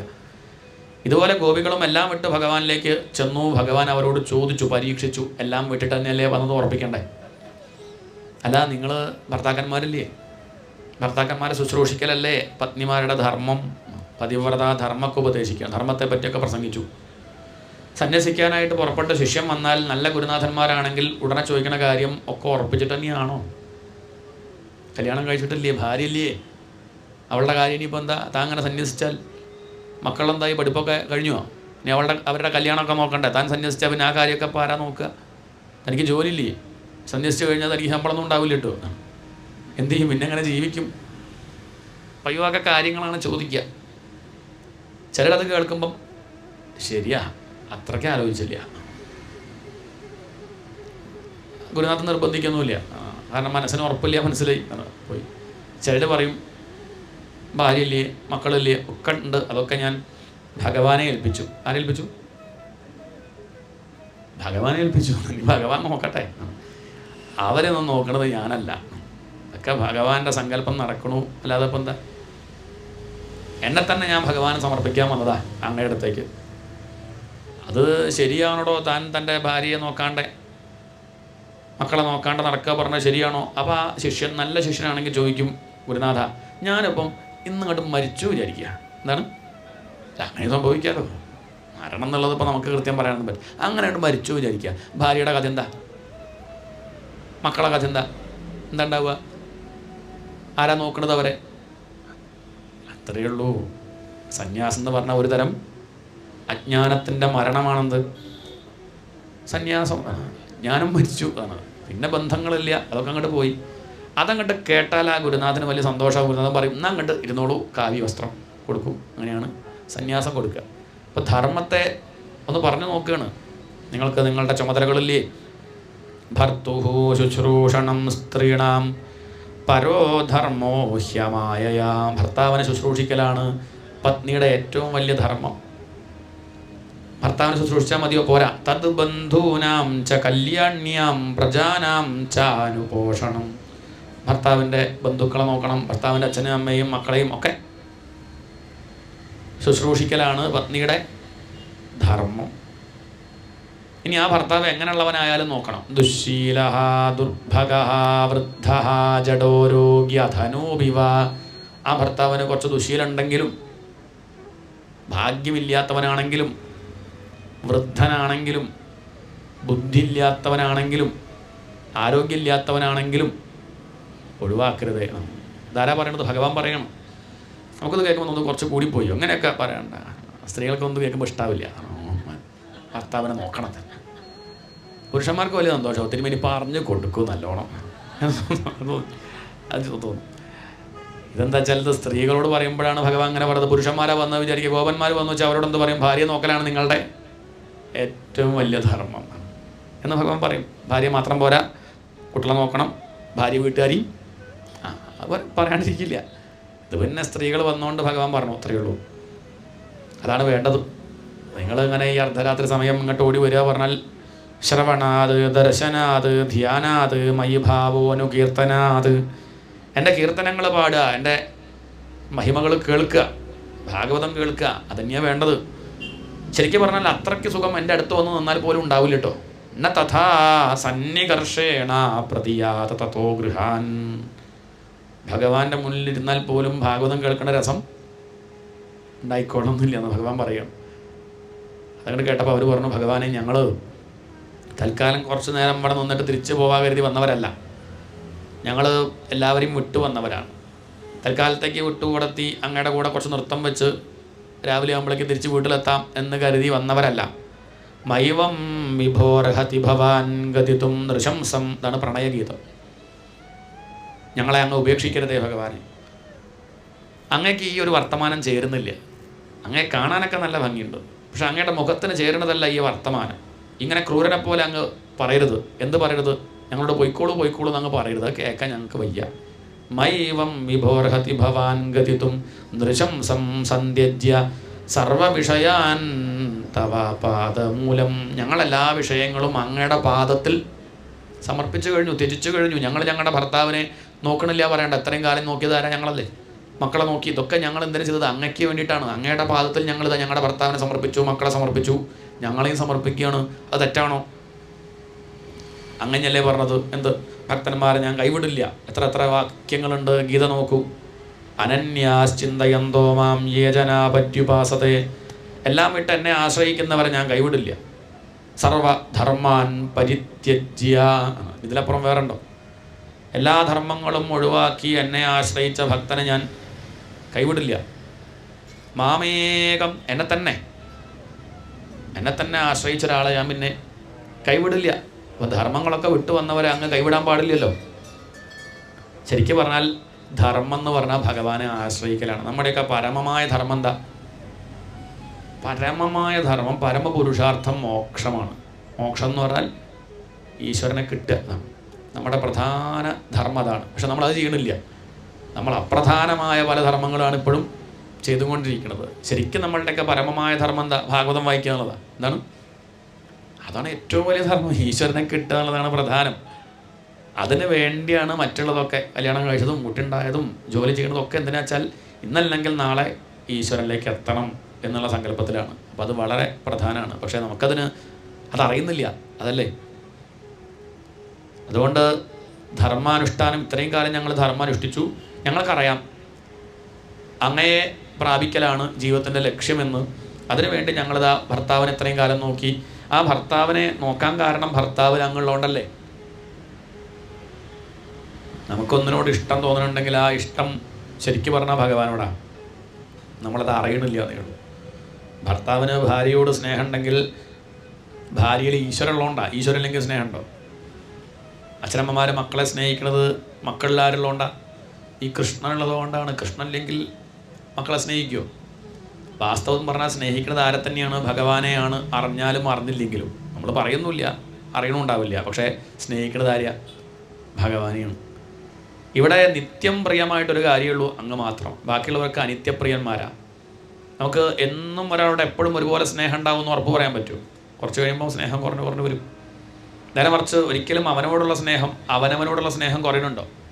ഇന്നലെ എന്നോടുള്ള അത്ര സ്നേഹം എനിക്ക് ഇന്നില്ല. എന്നോടെ അതില്ല, അതൊരു കുറവുമില്ല.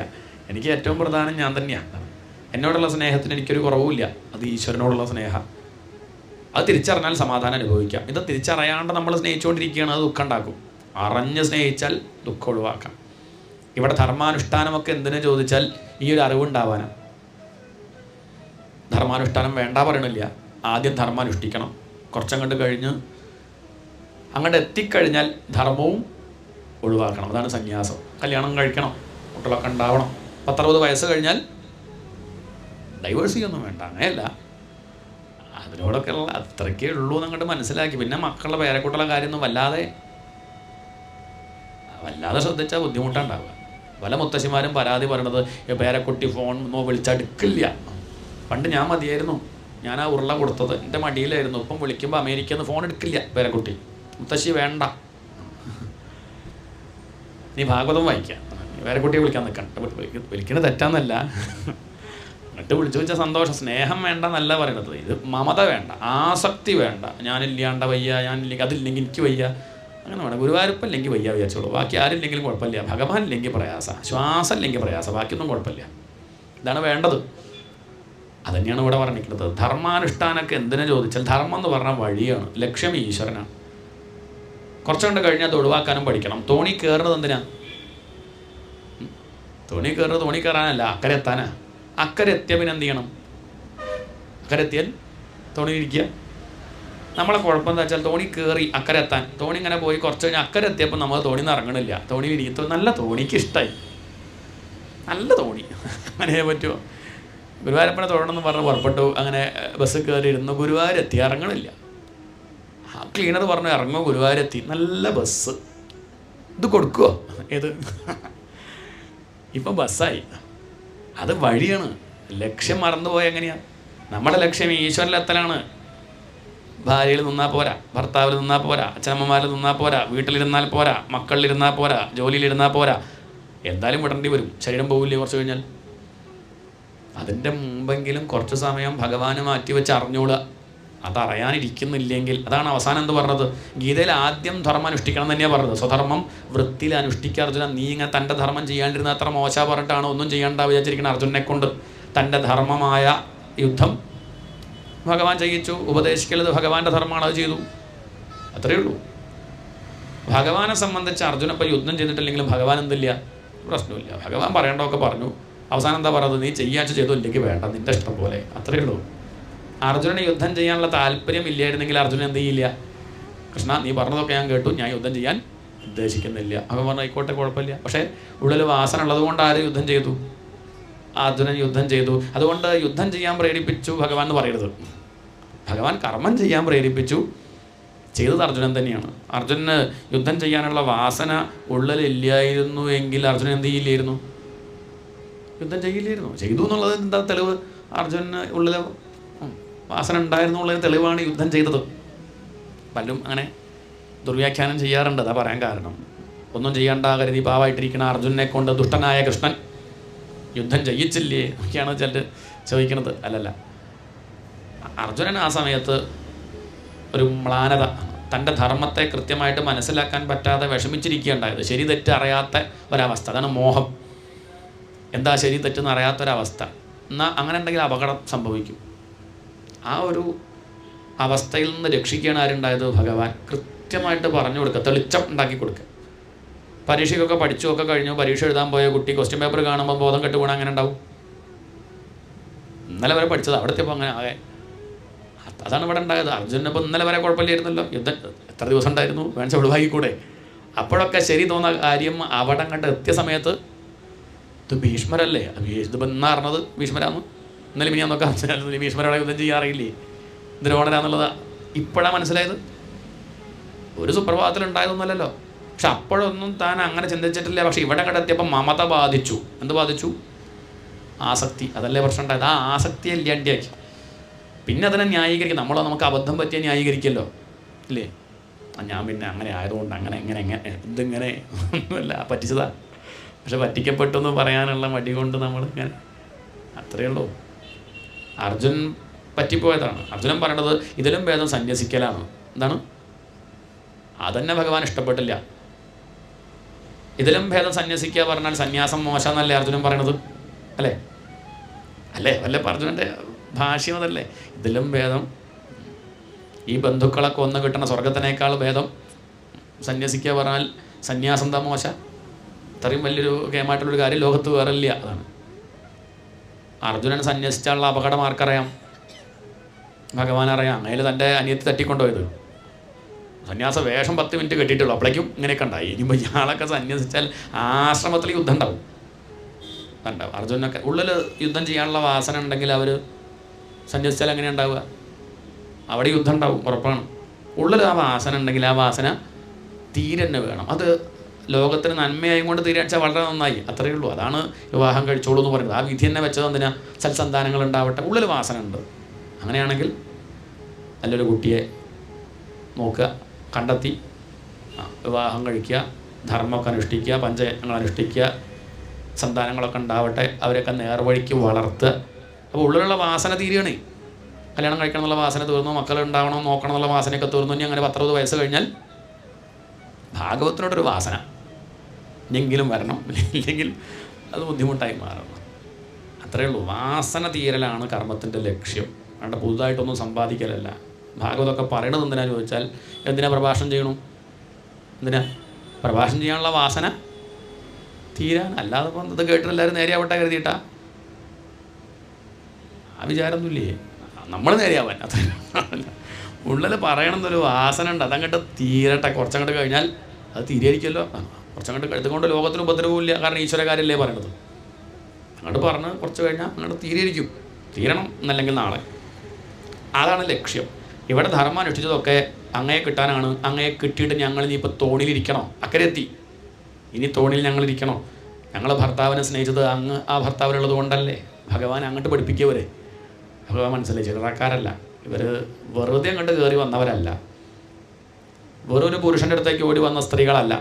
താൻ ആരെന്ന് വ്യക്തമായിട്ട് മനസ്സിലാക്കി വന്നവരാണെന്ന് മനസ്സിലാക്കിയ ഭഗവാൻ അവർക്ക് ഇനി ആ ആനന്ദം അവർക്ക് കൊടുക്കണം എന്ന് കണക്കാക്കി ഭഗവാൻ അവരുടെ കൂടെ നൃത്തം വെച്ചു. നൃത്തം എന്ന് പറഞ്ഞാൽ ആനന്ദം, ആനന്ദ നൃത്തം.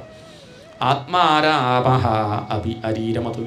ആത്മാരാമനാണ് ഭഗവാൻ. ഭഗവാൻ ആരുടെയും ആവശ്യമില്ല. ഭഗവാൻ സന്തോഷിക്കാൻ ആരെങ്കിലും വേണം? വേണ്ട. എന്നാലും ഭഗവാൻ ആ ഗോപികൾ സന്തോഷിക്കട്ടെ കരുതിയിട്ട് ഗോപികളുടെ കൂടെ നൃത്തം വെച്ചു. ഏതുപോലെ? മുത്തശ്ശൻ പേരക്കുട്ടിയുടെ കൂടെ കളിക്കുന്നത് പോലെ. മുത്തശ്ശൻ പേരക്കുട്ടിയുടെ കൂടെ കളിക്കുന്നത് മുത്തശ്ശന് കളിക്കാൻ വേണ്ടിയിട്ടല്ല. മുത്തശ്ശൻ പേരക്കുട്ടിയുടെ കൂടെ ബലൂൺ തട്ടി കളിക്കുക. എന്തിനത്? മുത്തശ്ശന് മോഹം ബലൂൺ തട്ടാൻ. അല്ല, മുത്തശ്ശന് ഒരു മോഹമില്ല, മുത്തശ്ശൻ്റെ ഒരു ഭാഗത്തിരിക്കാനാണ് മോഹം. പക്ഷേ ഈ കുട്ടി ഇങ്ങനെ ബഹളം വയ്ക്കുമ്പോൾ അതിൻ്റെ കൂടെ ഒന്ന് അത് സന്തോഷിക്കട്ടെ കരുതിയിട്ട് കളിക്കുകയാണ്. കാണുമ്പോൾ നമുക്ക് തോന്നും മുത്തശ്ശൻ നല്ലോണം ബലൂൺ തട്ടി കളിക്കുന്നുണ്ടല്ലോ, മുത്തശ്ശന് ബലൂൺ തട്ടാൻ മോഹം ഉണ്ടെന്നൊക്കെ തോന്നും. പക്ഷേ അത് ബലൂൺ പൊട്ടുമ്പോൾ നമുക്ക് മനസ്സിലാവും വ്യത്യാസം. ബലൂൺ പൊട്ടിയാൽ കുട്ടി കരയും, മുത്തശ്ശനോ ഹാവു എന്നൊരു ഭാഗത്തിരിക്കാം, അത്രയാണ്. ഉള്ളപ്പോൾ തട്ടിക്കളിച്ചു, പൊട്ടിയപ്പോൾ അദ്ദേഹത്തിന് സന്തോഷം, കഴിഞ്ഞു ആവോ നീ ഒരു ഭാഗത്തിരിക്കാലോ എന്നാണ്. പക്ഷേ കുട്ടിക്ക് അങ്ങനെയല്ല. കുട്ടിക്ക് ബലൂണിനോട് ആസക്തി ഉണ്ടായിരുന്നു. കുട്ടിയും മുത്തശ്ശനും കളിച്ചത് ബലൂണോടാണെങ്കിൽ രണ്ടുപേരും ഒരുപോലെ അല്ല കളിച്ചത്. ഇതാണ് വ്യത്യാസം. ഭഗവാനും നൃത്തം വെച്ചു, ഗോപികമാരും നൃത്തം വെച്ചു, രണ്ടും വ്യത്യാസമുണ്ട്. ഭഗവാൻ ആത്മാരാമനായതുകൊണ്ട് ഭഗവാന് ദുഃഖം ലെവലേശം ഉണ്ടായില്ല. പക്ഷേ ഗോപസ്ത്രീകൾക്ക് അത്രയ്ക്ക് എത്തിയിട്ടില്ല എന്നുള്ളതുകൊണ്ട് കുറച്ച് കഴിഞ്ഞപ്പോൾ എന്തായി? ദുഃഖം അവർക്ക് ഉണ്ടായി. ഭഗവാൻ അപ്രത്യക്ഷമായി. ഇതാണ് എന്താ കാരണം? അവർക്ക് അഹന്ത വന്നു. കുറച്ചങ്ങോട്ട് കഴിഞ്ഞപ്പോൾ അവർക്ക് തോന്നി നമ്മളത്ര ഭാഗ്യവതികളാലേ. നമ്മൾ മാത്രമല്ല, ആ കൂട്ടത്തിൽ തന്നെ ഞാൻ എത്ര ഭാഗ്യവതിയാ, എൻ്റെ കൂടെയല്ലേ കൃഷ്ണൻ, എല്ലാവരുടെ കൂടെ ഉണ്ട്. പക്ഷെ അവർക്ക് തോന്നിയത് എൻ്റെ കൂടെയുള്ളൂ, എൻ്റെ എത്ര ഭാഗ്യം ആര് ചെയ്തു. ഇതാണ് സൗഭഗമതം. ഞാനാണ് ലോകത്തിലെ ഏറ്റവും വലിയ ഭാഗ്യവാൻ. നല്ല കർമ്മങ്ങളിൽ എന്ത് ചെയ്യുക? അതിലുള്ള അഭിമാനം. ഗുണങ്ങളിൽ അഭിമാനിക്കുക, സൽക്കർമ്മങ്ങളിൽ അഭിമാനിക്കുക. അതൊരു ദോഷമാണ്. അതൊരു ദോഷമല്ലേ? ഭാഗവതം വായിക്കുന്ന ആളാണെന്ന് വിചാരിക്കുന്നത് ദോഷമല്ലേ? ഞാനേ ഭാഗവതമൊക്കെ വായിക്കുന്ന ആളാണ്, അത് അഭിമാനം. അതും ഭഗവാനെ കിട്ടാൻ തടസ്സമാണ്. ഞാൻ എത്ര സപ്താഹം നടത്തിയെന്ന് ഇഷ്ടമുണ്ടോ?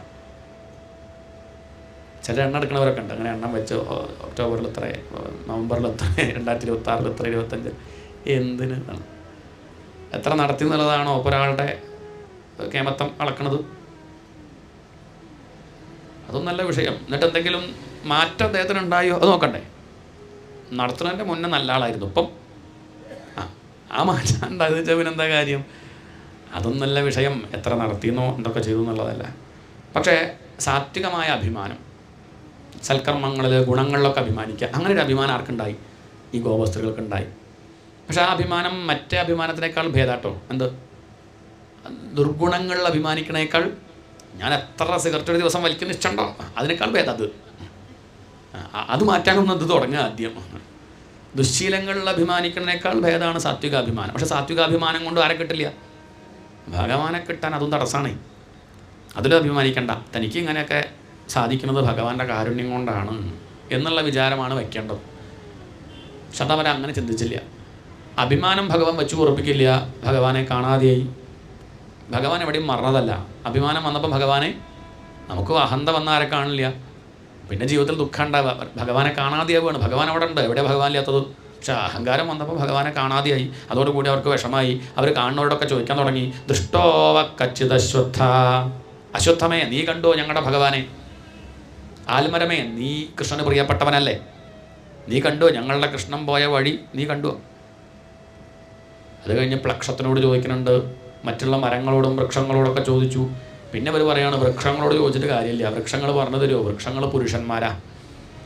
നമുക്ക് സ്ത്രീകളോട് ചോദിക്കാം. സംസ്കൃതത്തിൻ്റെ ഒരു സമ്പ്രദായം, വൃക്ഷങ്ങളൊക്കെ പുല്ലിംഗ, വള്ളികളൊക്കെ ചെടികളൊക്കെ സ്ത്രീലിംഗമാണ്. അപ്പോൾ അങ്ങനെ ഒരു സമ്പ്രദായമാണ്. അതുകൊണ്ട് ഇവർ സ്ത്രീകളുടെ വിഷമം സ്ത്രീകൾക്കല്ലേ മനസ്സിലാവുള്ളൂ, നമുക്കിനി ഈ പുരുഷന്മാരോട് ചോദിക്കണം, നിർത്താം എന്ന് പറഞ്ഞ് കച്ചിത് തുളസി കല്യാണി ഗോവിന്ദ ചരണപ്രിയേ. അല്ലയോ തുളസി, അത് പെണ്ണാണല്ലോ. കല്യാണി നീ കണ്ടോ ഞങ്ങളുടെ കൃഷ്ണൻ പോയ വഴി? നീ എപ്പോഴും ഭഗവാന്റെ പാദത്തോട് ചേർന്നിരിക്കുന്നവളല്ലേ, നീ കണ്ടോ എന്ന് ചോദിച്ച സമയത്ത് തുളസി പറഞ്ഞു കൊടുത്തിട്ടുണ്ടാവും. അവർ മനസ്സിലാക്കി ഭഗവാൻ പോയ വഴി. ഭഗവാന്റെ കഴുത്തുള്ള തുളസിമാലയുടെ ഗന്ധം, കളഭത്തിൻ്റെ ഗന്ധം, ആ വഴിക്കാണ് ഭഗവാൻ പോയതെന്ന് മനസ്സിലാക്കി അവർ ഓടി. ഭഗവാന്റെ പാദചിഹ്നങ്ങൾ അത് ആ മണലിലിങ്ങനെ കണ്ടു. ഭഗവാന്റെ പാദത്തിൻ്റെ കൂടെ തന്നെ വേറൊരു ഗോപിയുടെ പാദവും കാണുന്നുണ്ടല്ലോ. ആരാണ് ആ ഭാഗ്യവതി? നമ്മുടെ കൂട്ടത്തിൽ ഒരുത്തി ഭഗവാന്റെ കൂടെ ഇങ്ങോട്ട് പോയിട്ടു. ആരാണ് ആ ഭാഗ്യവതി എന്നങ്ങനെ ചിന്തിച്ച് അവരങ്ങനെ പോകും. കുറച്ച് ദൂരം പോയപ്പോൾ ഗോപസ്ത്രീയുടെ ആ പാദം കാണാനില്ല, ആ കാൽപ്പാട് കാണുന്നില്ല. കൃഷ്ണൻ്റെ കാൽപ്പാട് പിന്നെയും കാണുന്നുണ്ട്. അവർ നല്ലോണം നോക്കിയപ്പോൾ പിന്നെ അങ്ങോട്ട് കൃഷ്ണൻ്റെ കാൽപ്പാട് കുറച്ച് അധികം അമർന്ന് കാണുന്നുണ്ടേ. കൃഷ്ണൻ്റെ മടമ്പ് കുറച്ച് അധികം കുഴിഞ്ഞിട്ടുണ്ട്. എന്താ അതിൻ്റെ അർത്ഥം? ഇവിടെ എത്തിയപ്പം അവളെ കാണാനുമില്ല. അവളെ ആരെടുത്തു? ഭഗവാൻ എടുത്തു എന്നാണ്. അവരെ CID പോലീസ് ചേർക്കണം. ഇവിടെ എത്തിയപ്പം ഭഗവാൻ അവരെ ആ ഗോപസ്ത്രീ എടുത്തിട്ടുണ്ടാവും. അതുകൊണ്ടല്ലേ ഇവിടെ കുറച്ചധികം ഭഗവാന്റെ കാലം അമർന്നത്. എന്നാലും ആരാണ് ആ ഭാഗ്യവതി? അവൾക്കെന്തേ ഇങ്ങനൊരു ഭാഗ്യം കിട്ടി എന്നവരങ്ങനെ കുറച്ചൊരു അസൂയ. ചിലർ പറയും ആ ഗോപിക ആരാ ചോദിച്ചാൽ ഭാഗവത്തിലൊരു ഗോപിന്നേ പറഞ്ഞിട്ടുള്ളൂ. പക്ഷേ ഭക്തന്മാർ പറയും അതാണ് രാധ. അവൾക്കെന്തില്ല, അവൾക്ക് അഭിമാനം ഉണ്ടായില്ല. ഭഗവാന്റെ കാരുണ്യം കൊണ്ട് ഭഗവാന്റെ കൂടെ ഇരിക്കാൻ പറ്റുന്നല്ലോ എന്നാണ് വിചാരിച്ചത്. മറ്റുള്ളവരൊക്കെ അങ്ങനെയല്ല, എൻ്റെ കേമത്വം കൊണ്ട് ഇരിക്കാൻ പറ്റില്ലെന്നാണ് വിചാരിച്ചത്. കുറച്ച് ദൂരം സഞ്ചരിച്ചപ്പോഴാണ് രാധയ്ക്ക് മനസ്സിലായത് തനിക്ക് മാത്രമേ ഈ സൗഭാഗ്യം ഉണ്ടായിട്ടുള്ളൂ അല്ലേ, തൻ്റെ കൂടെ പുറപ്പെട്ടവർക്കൊന്നും ഭഗവാനെ കിട്ടിയില്ല. ഒരുമിച്ച് പരീക്ഷ എഴുതി, താൻ മാത്രം പാസ്സായി. സാത്വികന്മാരാണെച്ച വിഷമം ഉണ്ടാവുക. എന്താണ്? നമുക്ക് സന്തോഷം ഉണ്ടാവും, കിട്ടിട്ടോ ഞാൻ 1ാം റാങ്ക്, ഒപ്പമുള്ളവരൊക്കെ. പക്ഷേ സാത്വികന്മാർക്ക് തോന്നും ഞാൻ ആ അമ്മ, അയാളുടെ അമ്മയാണ് ഇഡ്ഡലി ഉണ്ടാക്കി തന്നത്, അയാളുടെ പുസ്തകം നോക്കിയിട്ടാണ് പഠിച്ചത്, ആ വീട്ടിലാണ് നിന്നത്, എന്നിട്ട് ആ കുട്ടി തോൽക്കും ചെയ്തു. ഞാനാച്ച കഷ്ടകാലത്തിന് ജയിച്ചും പോയി, ജയിക്കേണ്ടില്ലായിരുന്നു എന്നാണ് സാത്വികന്മാർക്ക് തോന്നുക. ഇവിടെ രാധയ്ക്ക് തോന്നിയത് എനിക്ക് അങ്ങനെ ഭഗവാനെ വേണ്ട, തൻ്റെ കൂടെ പുറപ്പെട്ട തൻ്റെ കൂട്ടുകാരികൾക്കൊന്നും കിട്ടാത്തൊരു സൗഭാഗ്യം എന്തിനാ അത്? എന്നാൽ ഭഗവാൻ ഒഴിവാക്കാൻ പറ്റില്ല, അവരെ കൂടി തൻ്റെ അടുത്തേക്ക് കൊണ്ടുവരണം എന്ന് കണക്കാക്കി അവരെയും കൂടി പഠിപ്പിക്കുകയാണ്. അതിനുവേണ്ടി ആ ഗോപി ഉറക്കെ കരഞ്ഞു. ആ കരച്ചിൽ ഗോപികൾ കേട്ടു. ഹാ നാഥാരമണ പ്രേഷ്ഠ ക്വാസി ക്വാസി മഹാഭുജ ദാസ്യാസ്തേ കൃപണായ മേ സഖേ ദർശയ സന്നിധിം. ആ കരച്ചിൽ കേട്ട് ഓടി വന്നു ഗോപികമാർ. പറഞ്ഞു കൊടുക്കുകയാണ്, ഗോപികമാരെ ഭഗവാനെ തേടിയാൽ കിട്ടില്ല, പാടിയാലേ കിട്ടുള്ളൂ. എന്താ ഇപ്പോൾ തേടുന്നതും പാടുന്നതും തമ്മിലുള്ള വ്യത്യാസം? തേടുക എന്ന് പറയുമ്പോഴേ, അന്വേഷിക്കുന്നു എന്ന് പറയുമ്പോൾ എന്തുണ്ട്? ഞാൻ കണ്ടെത്തും, അതിലൂടെ അഭിമാനമല്ലേ. ഞാനേ ഭഗവാനെ അന്വേഷിച്ചിട്ടേ കണ്ടെത്തും. അന്വേഷിച്ചാൽ കണ്ടെത്താനൊന്നും പറ്റില്ല. അഹന്തണ്ട്, അന്വേഷിക്കാൻ കേട്ടാ പുറമേൽ അന്വേഷിക്കുക. നേരെ മറിച്ച് പാടുക എന്ന് പറയുമ്പോഴോ എനിക്ക് അന്വേഷിച്ചിട്ടൊന്നും കണ്ടെത്താൻ സാധിക്കുന്നില്ലല്ലോ എന്നുള്ള ആ ദയനീയ അവസ്ഥയിൽ നിന്നാണ് എന്ത് ചെയ്യണത്? കരച്ചിൽ വരുന്നത്. അന്വേഷിക്കുമ്പോഴും ഞാൻ ഞാൻ ഞാൻ ഞാൻ കണ്ടെത്തുന്നുള്ളൊരു വിചാരം, അഭിമാനം, അഹങ്കാരം ഉണ്ടെങ്കിൽ ഭഗവാനെ കിട്ടില്ല. ഭഗവാനെ ആശ്രയിച്ചാൽ മാത്രമേ അനുഭവിക്കാൻ പറ്റുള്ളൂ, അന്വേഷിച്ചാൽ അനുഭവിക്കാൻ പറ്റുന്നതല്ല എന്ന് ആ ഗോപി പഠിപ്പിക്കുകയാണ്. ആ കരച്ചിൽ കേട്ടതും അവരും ഒപ്പം കൂടി അവരൊരുമിച്ച് കരഞ്ഞു. ആ കരച്ചിലാണ് ഗോപികാഗീതം. ജയതി തേധികം ജന്മനാവ്രജ ശ്രയത ഇന്ദിരാ ശശ്വതത്രൈ ദയിത ദൃശ്യതാം ദിക്ഷു താവകാഃ ത്വയി ധൃതാസവസ്ത്വാം വിചിൻവതേ.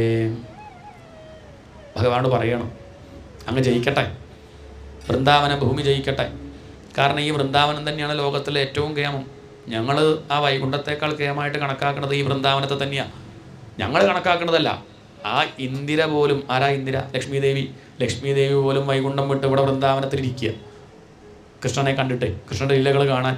അങ്ങനെ ഇരിക്കുക ഞങ്ങൾ ഇനിയിപ്പം ഈ വൃന്ദാവനം വിട്ട് വൈകുണ്ഠത്തിലേക്ക് പോകണോ? ഞങ്ങൾക്ക് ഈ വൃന്ദാവനം തന്നെ മതി കൃഷ്ണ. ഞങ്ങൾ നിൻ്റെ ആളുകളല്ലേ. താവകാഹ, അതാണ് അവർക്കുണ്ടായ മാറ്റം. അവരിതുവരെയും എൻ്റെ കൃഷ്ണൻ എന്ന് മാത്രമേ പറഞ്ഞിരുന്നുള്ളൂ. ഇപ്പോൾ അവർ പറഞ്ഞത് ഞങ്ങൾ നിൻ്റെ താവകാഹ. ഭഗവാൻ ഏറ്റവും ഇഷ്ടപ്പെട്ട വാക്കാണത്. എന്ത്? ഞാൻ കൃഷ്ണ അങ്ങയുടെയാണ്. പക്ഷെ അധികം പേര് അത് പറയില്ല. എൻ്റെ കണ്ണാ എന്നൊക്കെ വിളിക്കും. അങ്ങയുടെയാണ് ഞാൻ നമ്മൾ സമ്മതിക്കില്ല. അതിലെന്തല്ല, അതിൽ അഭിമാനം ഇല്ലാത്തതുകൊണ്ടാണ് അങ്ങയുടെയാണ് ഞാൻ എന്ന് പറയുന്നത്. മഹാബലി ഇത് പറഞ്ഞു, ഭഗവാനെ ഞാനും അങ്ങയുടെയാണ്. പിന്നെ പറഞ്ഞത് വിഭീഷണനാണ്. രാമ, ഞാൻ രാവണൻ്റെ അല്ല, പിന്നെയോ ജന്മം കൊണ്ട് അങ്ങനെ പറ്റിപ്പോയി. പക്ഷെ ഞാൻ വാസ്തവത്തിൽ തവാസ്മീതി ചയാചതേ അഭയം സർവഭൂതേഭ്യഃ ദദാമി ഏതത് വ്രതം മമ. ഒരിക്കലെങ്കിലും എൻ്റെ അടുത്ത് വന്നിട്ട് രാമ ഞാൻ തൻ്റെയാണ് കേട്ടോ എന്ന് പറഞ്ഞാൽ മതി. അതിപ്പോൾ രാവണം പറഞ്ഞാലും ഞാൻ അഭയം കൊടുക്കും, ഇതെൻ്റെ പ്രതിജ്ഞയാണെന്ന് ഭഗവാൻ പറയുന്നുണ്ട്.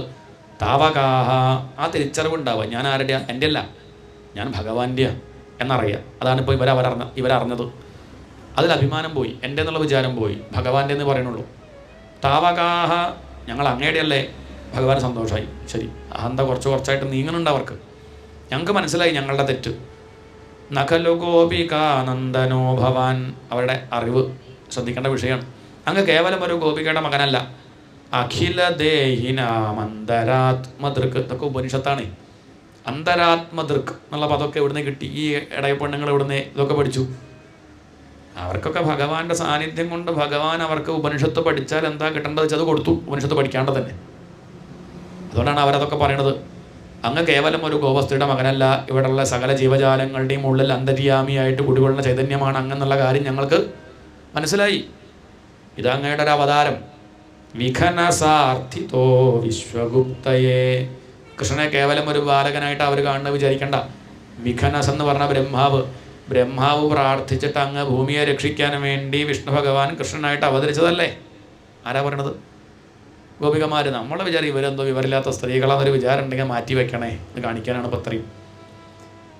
അങ്ങ് ഞങ്ങളെ അനുഗ്രഹിക്കണം ഭഗവാനെ. ഇപ്പം ഞങ്ങൾക്ക് അങ്ങയുടെ കഥകൾ കേൾക്കണമെന്നേ ആഗ്രഹമുള്ളൂ. തവ കഥാമൃതം തപ്ത ജീവനം. എത്ര കണ്ട് വിഷമുള്ള ജീവിതമാണെങ്കിലും അങ്ങയുടെ കഥകൾ കേൾക്കുമ്പോൾ വലിയ ആശ്വാസമാണ്. കാട്ടുതീയിൽ മഴ പെയ്യുന്നത് പോലെയാണ് നമ്മുടെ ജീവിതം എന്ന് പറഞ്ഞാൽ. പ്രശ്നങ്ങൾ ഒഴിഞ്ഞ സമയമില്ല, എപ്പോഴും ദുഃഖം. പ്രശ്നങ്ങളൊക്കെ ഒഴിഞ്ഞിട്ട് ഭാഗവതം കേൾക്കാമെന്ന് വിചാരിക്കണ്ട, അത് ഒഴിയില്ല. എല്ലാം കഴിഞ്ഞിട്ടാവാം. ഭാഗവതം കേൾക്കൂ, പ്രശ്നങ്ങൾ പോയി. അത് നേരത്തെ ആവായിരുന്നു കേട്ടോ, ഇത്ര വൈകിയതാ, നേരത്തെ ആവായിരുന്നു എന്ന് വിചാരിക്കും. കാട്ടുതീ മഴ പെയ്താൽ കേടില്ലേ? എത്ര വലിയ കാട്ടുതീ ആണെങ്കിലും മഴ പെയ്താൽ പിന്നെ തീയില്ല, പ്രശ്നങ്ങളില്ല, ദുഃഖങ്ങളില്ല. അങ്ങയുടെ കഥകൾ അങ്ങനെയാ. തവ കഥാമൃതം തപ്ത ജീവനം കവിഭിരീഡിതം കൽമഷാപഹം ശ്രവണമംഗളം ശ്രീമദാതതം ഭുവി ഗൃണന്തി തേ ഭൂരിദാ ജനാഃ. ഞങ്ങൾക്കിപ്പം വിഷമം എന്താ ചോദിച്ചാൽ, ഞങ്ങൾ അങ്ങയെ അന്വേഷിച്ചുകൊണ്ടിരിക്കുകയാണ്, പക്ഷെ അങ്ങയെ കാണുന്നില്ല.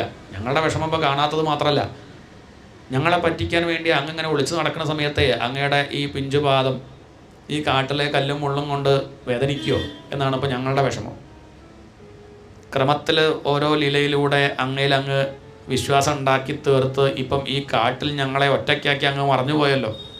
ഞങ്ങൾക്കതിൽ പരാതിയൊന്നുമില്ല, പക്ഷേ ഞങ്ങളെ പറ്റിക്കാനായിട്ട് ഒളിച്ചിരിക്കുമ്പോൾ അങ്ങയുടെ പിഞ്ചുപാദം കല്ലും മുള്ളും കൊണ്ട് വേദനിക്കില്ലേ, അതാണ് പേടി. അതുകൊണ്ട് ഞങ്ങളിനി അന്വേഷണം നിർത്തി, അങ്ങ് സ്വസ്ഥമായിട്ടിരിക്കും. ഇത്രയും കാലം അവരങ്ങനെയല്ല പറഞ്ഞത്. ഭഗവാനെ അവനവൻ്റെ ആവശ്യത്തിനനുസരിച്ച് നമ്മളെപ്പോലെ തന്നെ നമ്മൾ ചോദിക്കുന്നതൊക്കെ കിട്ടും ഭഗവാനെ പോയി കണ്ടാൽ എന്നുള്ളത് കൊണ്ട് അങ്ങനെ ഉപയോഗിക്കുകയാണ് നമ്മൾ ഭഗവാൻ. ഇപ്പോൾ അവർക്ക് അങ്ങനെയല്ല.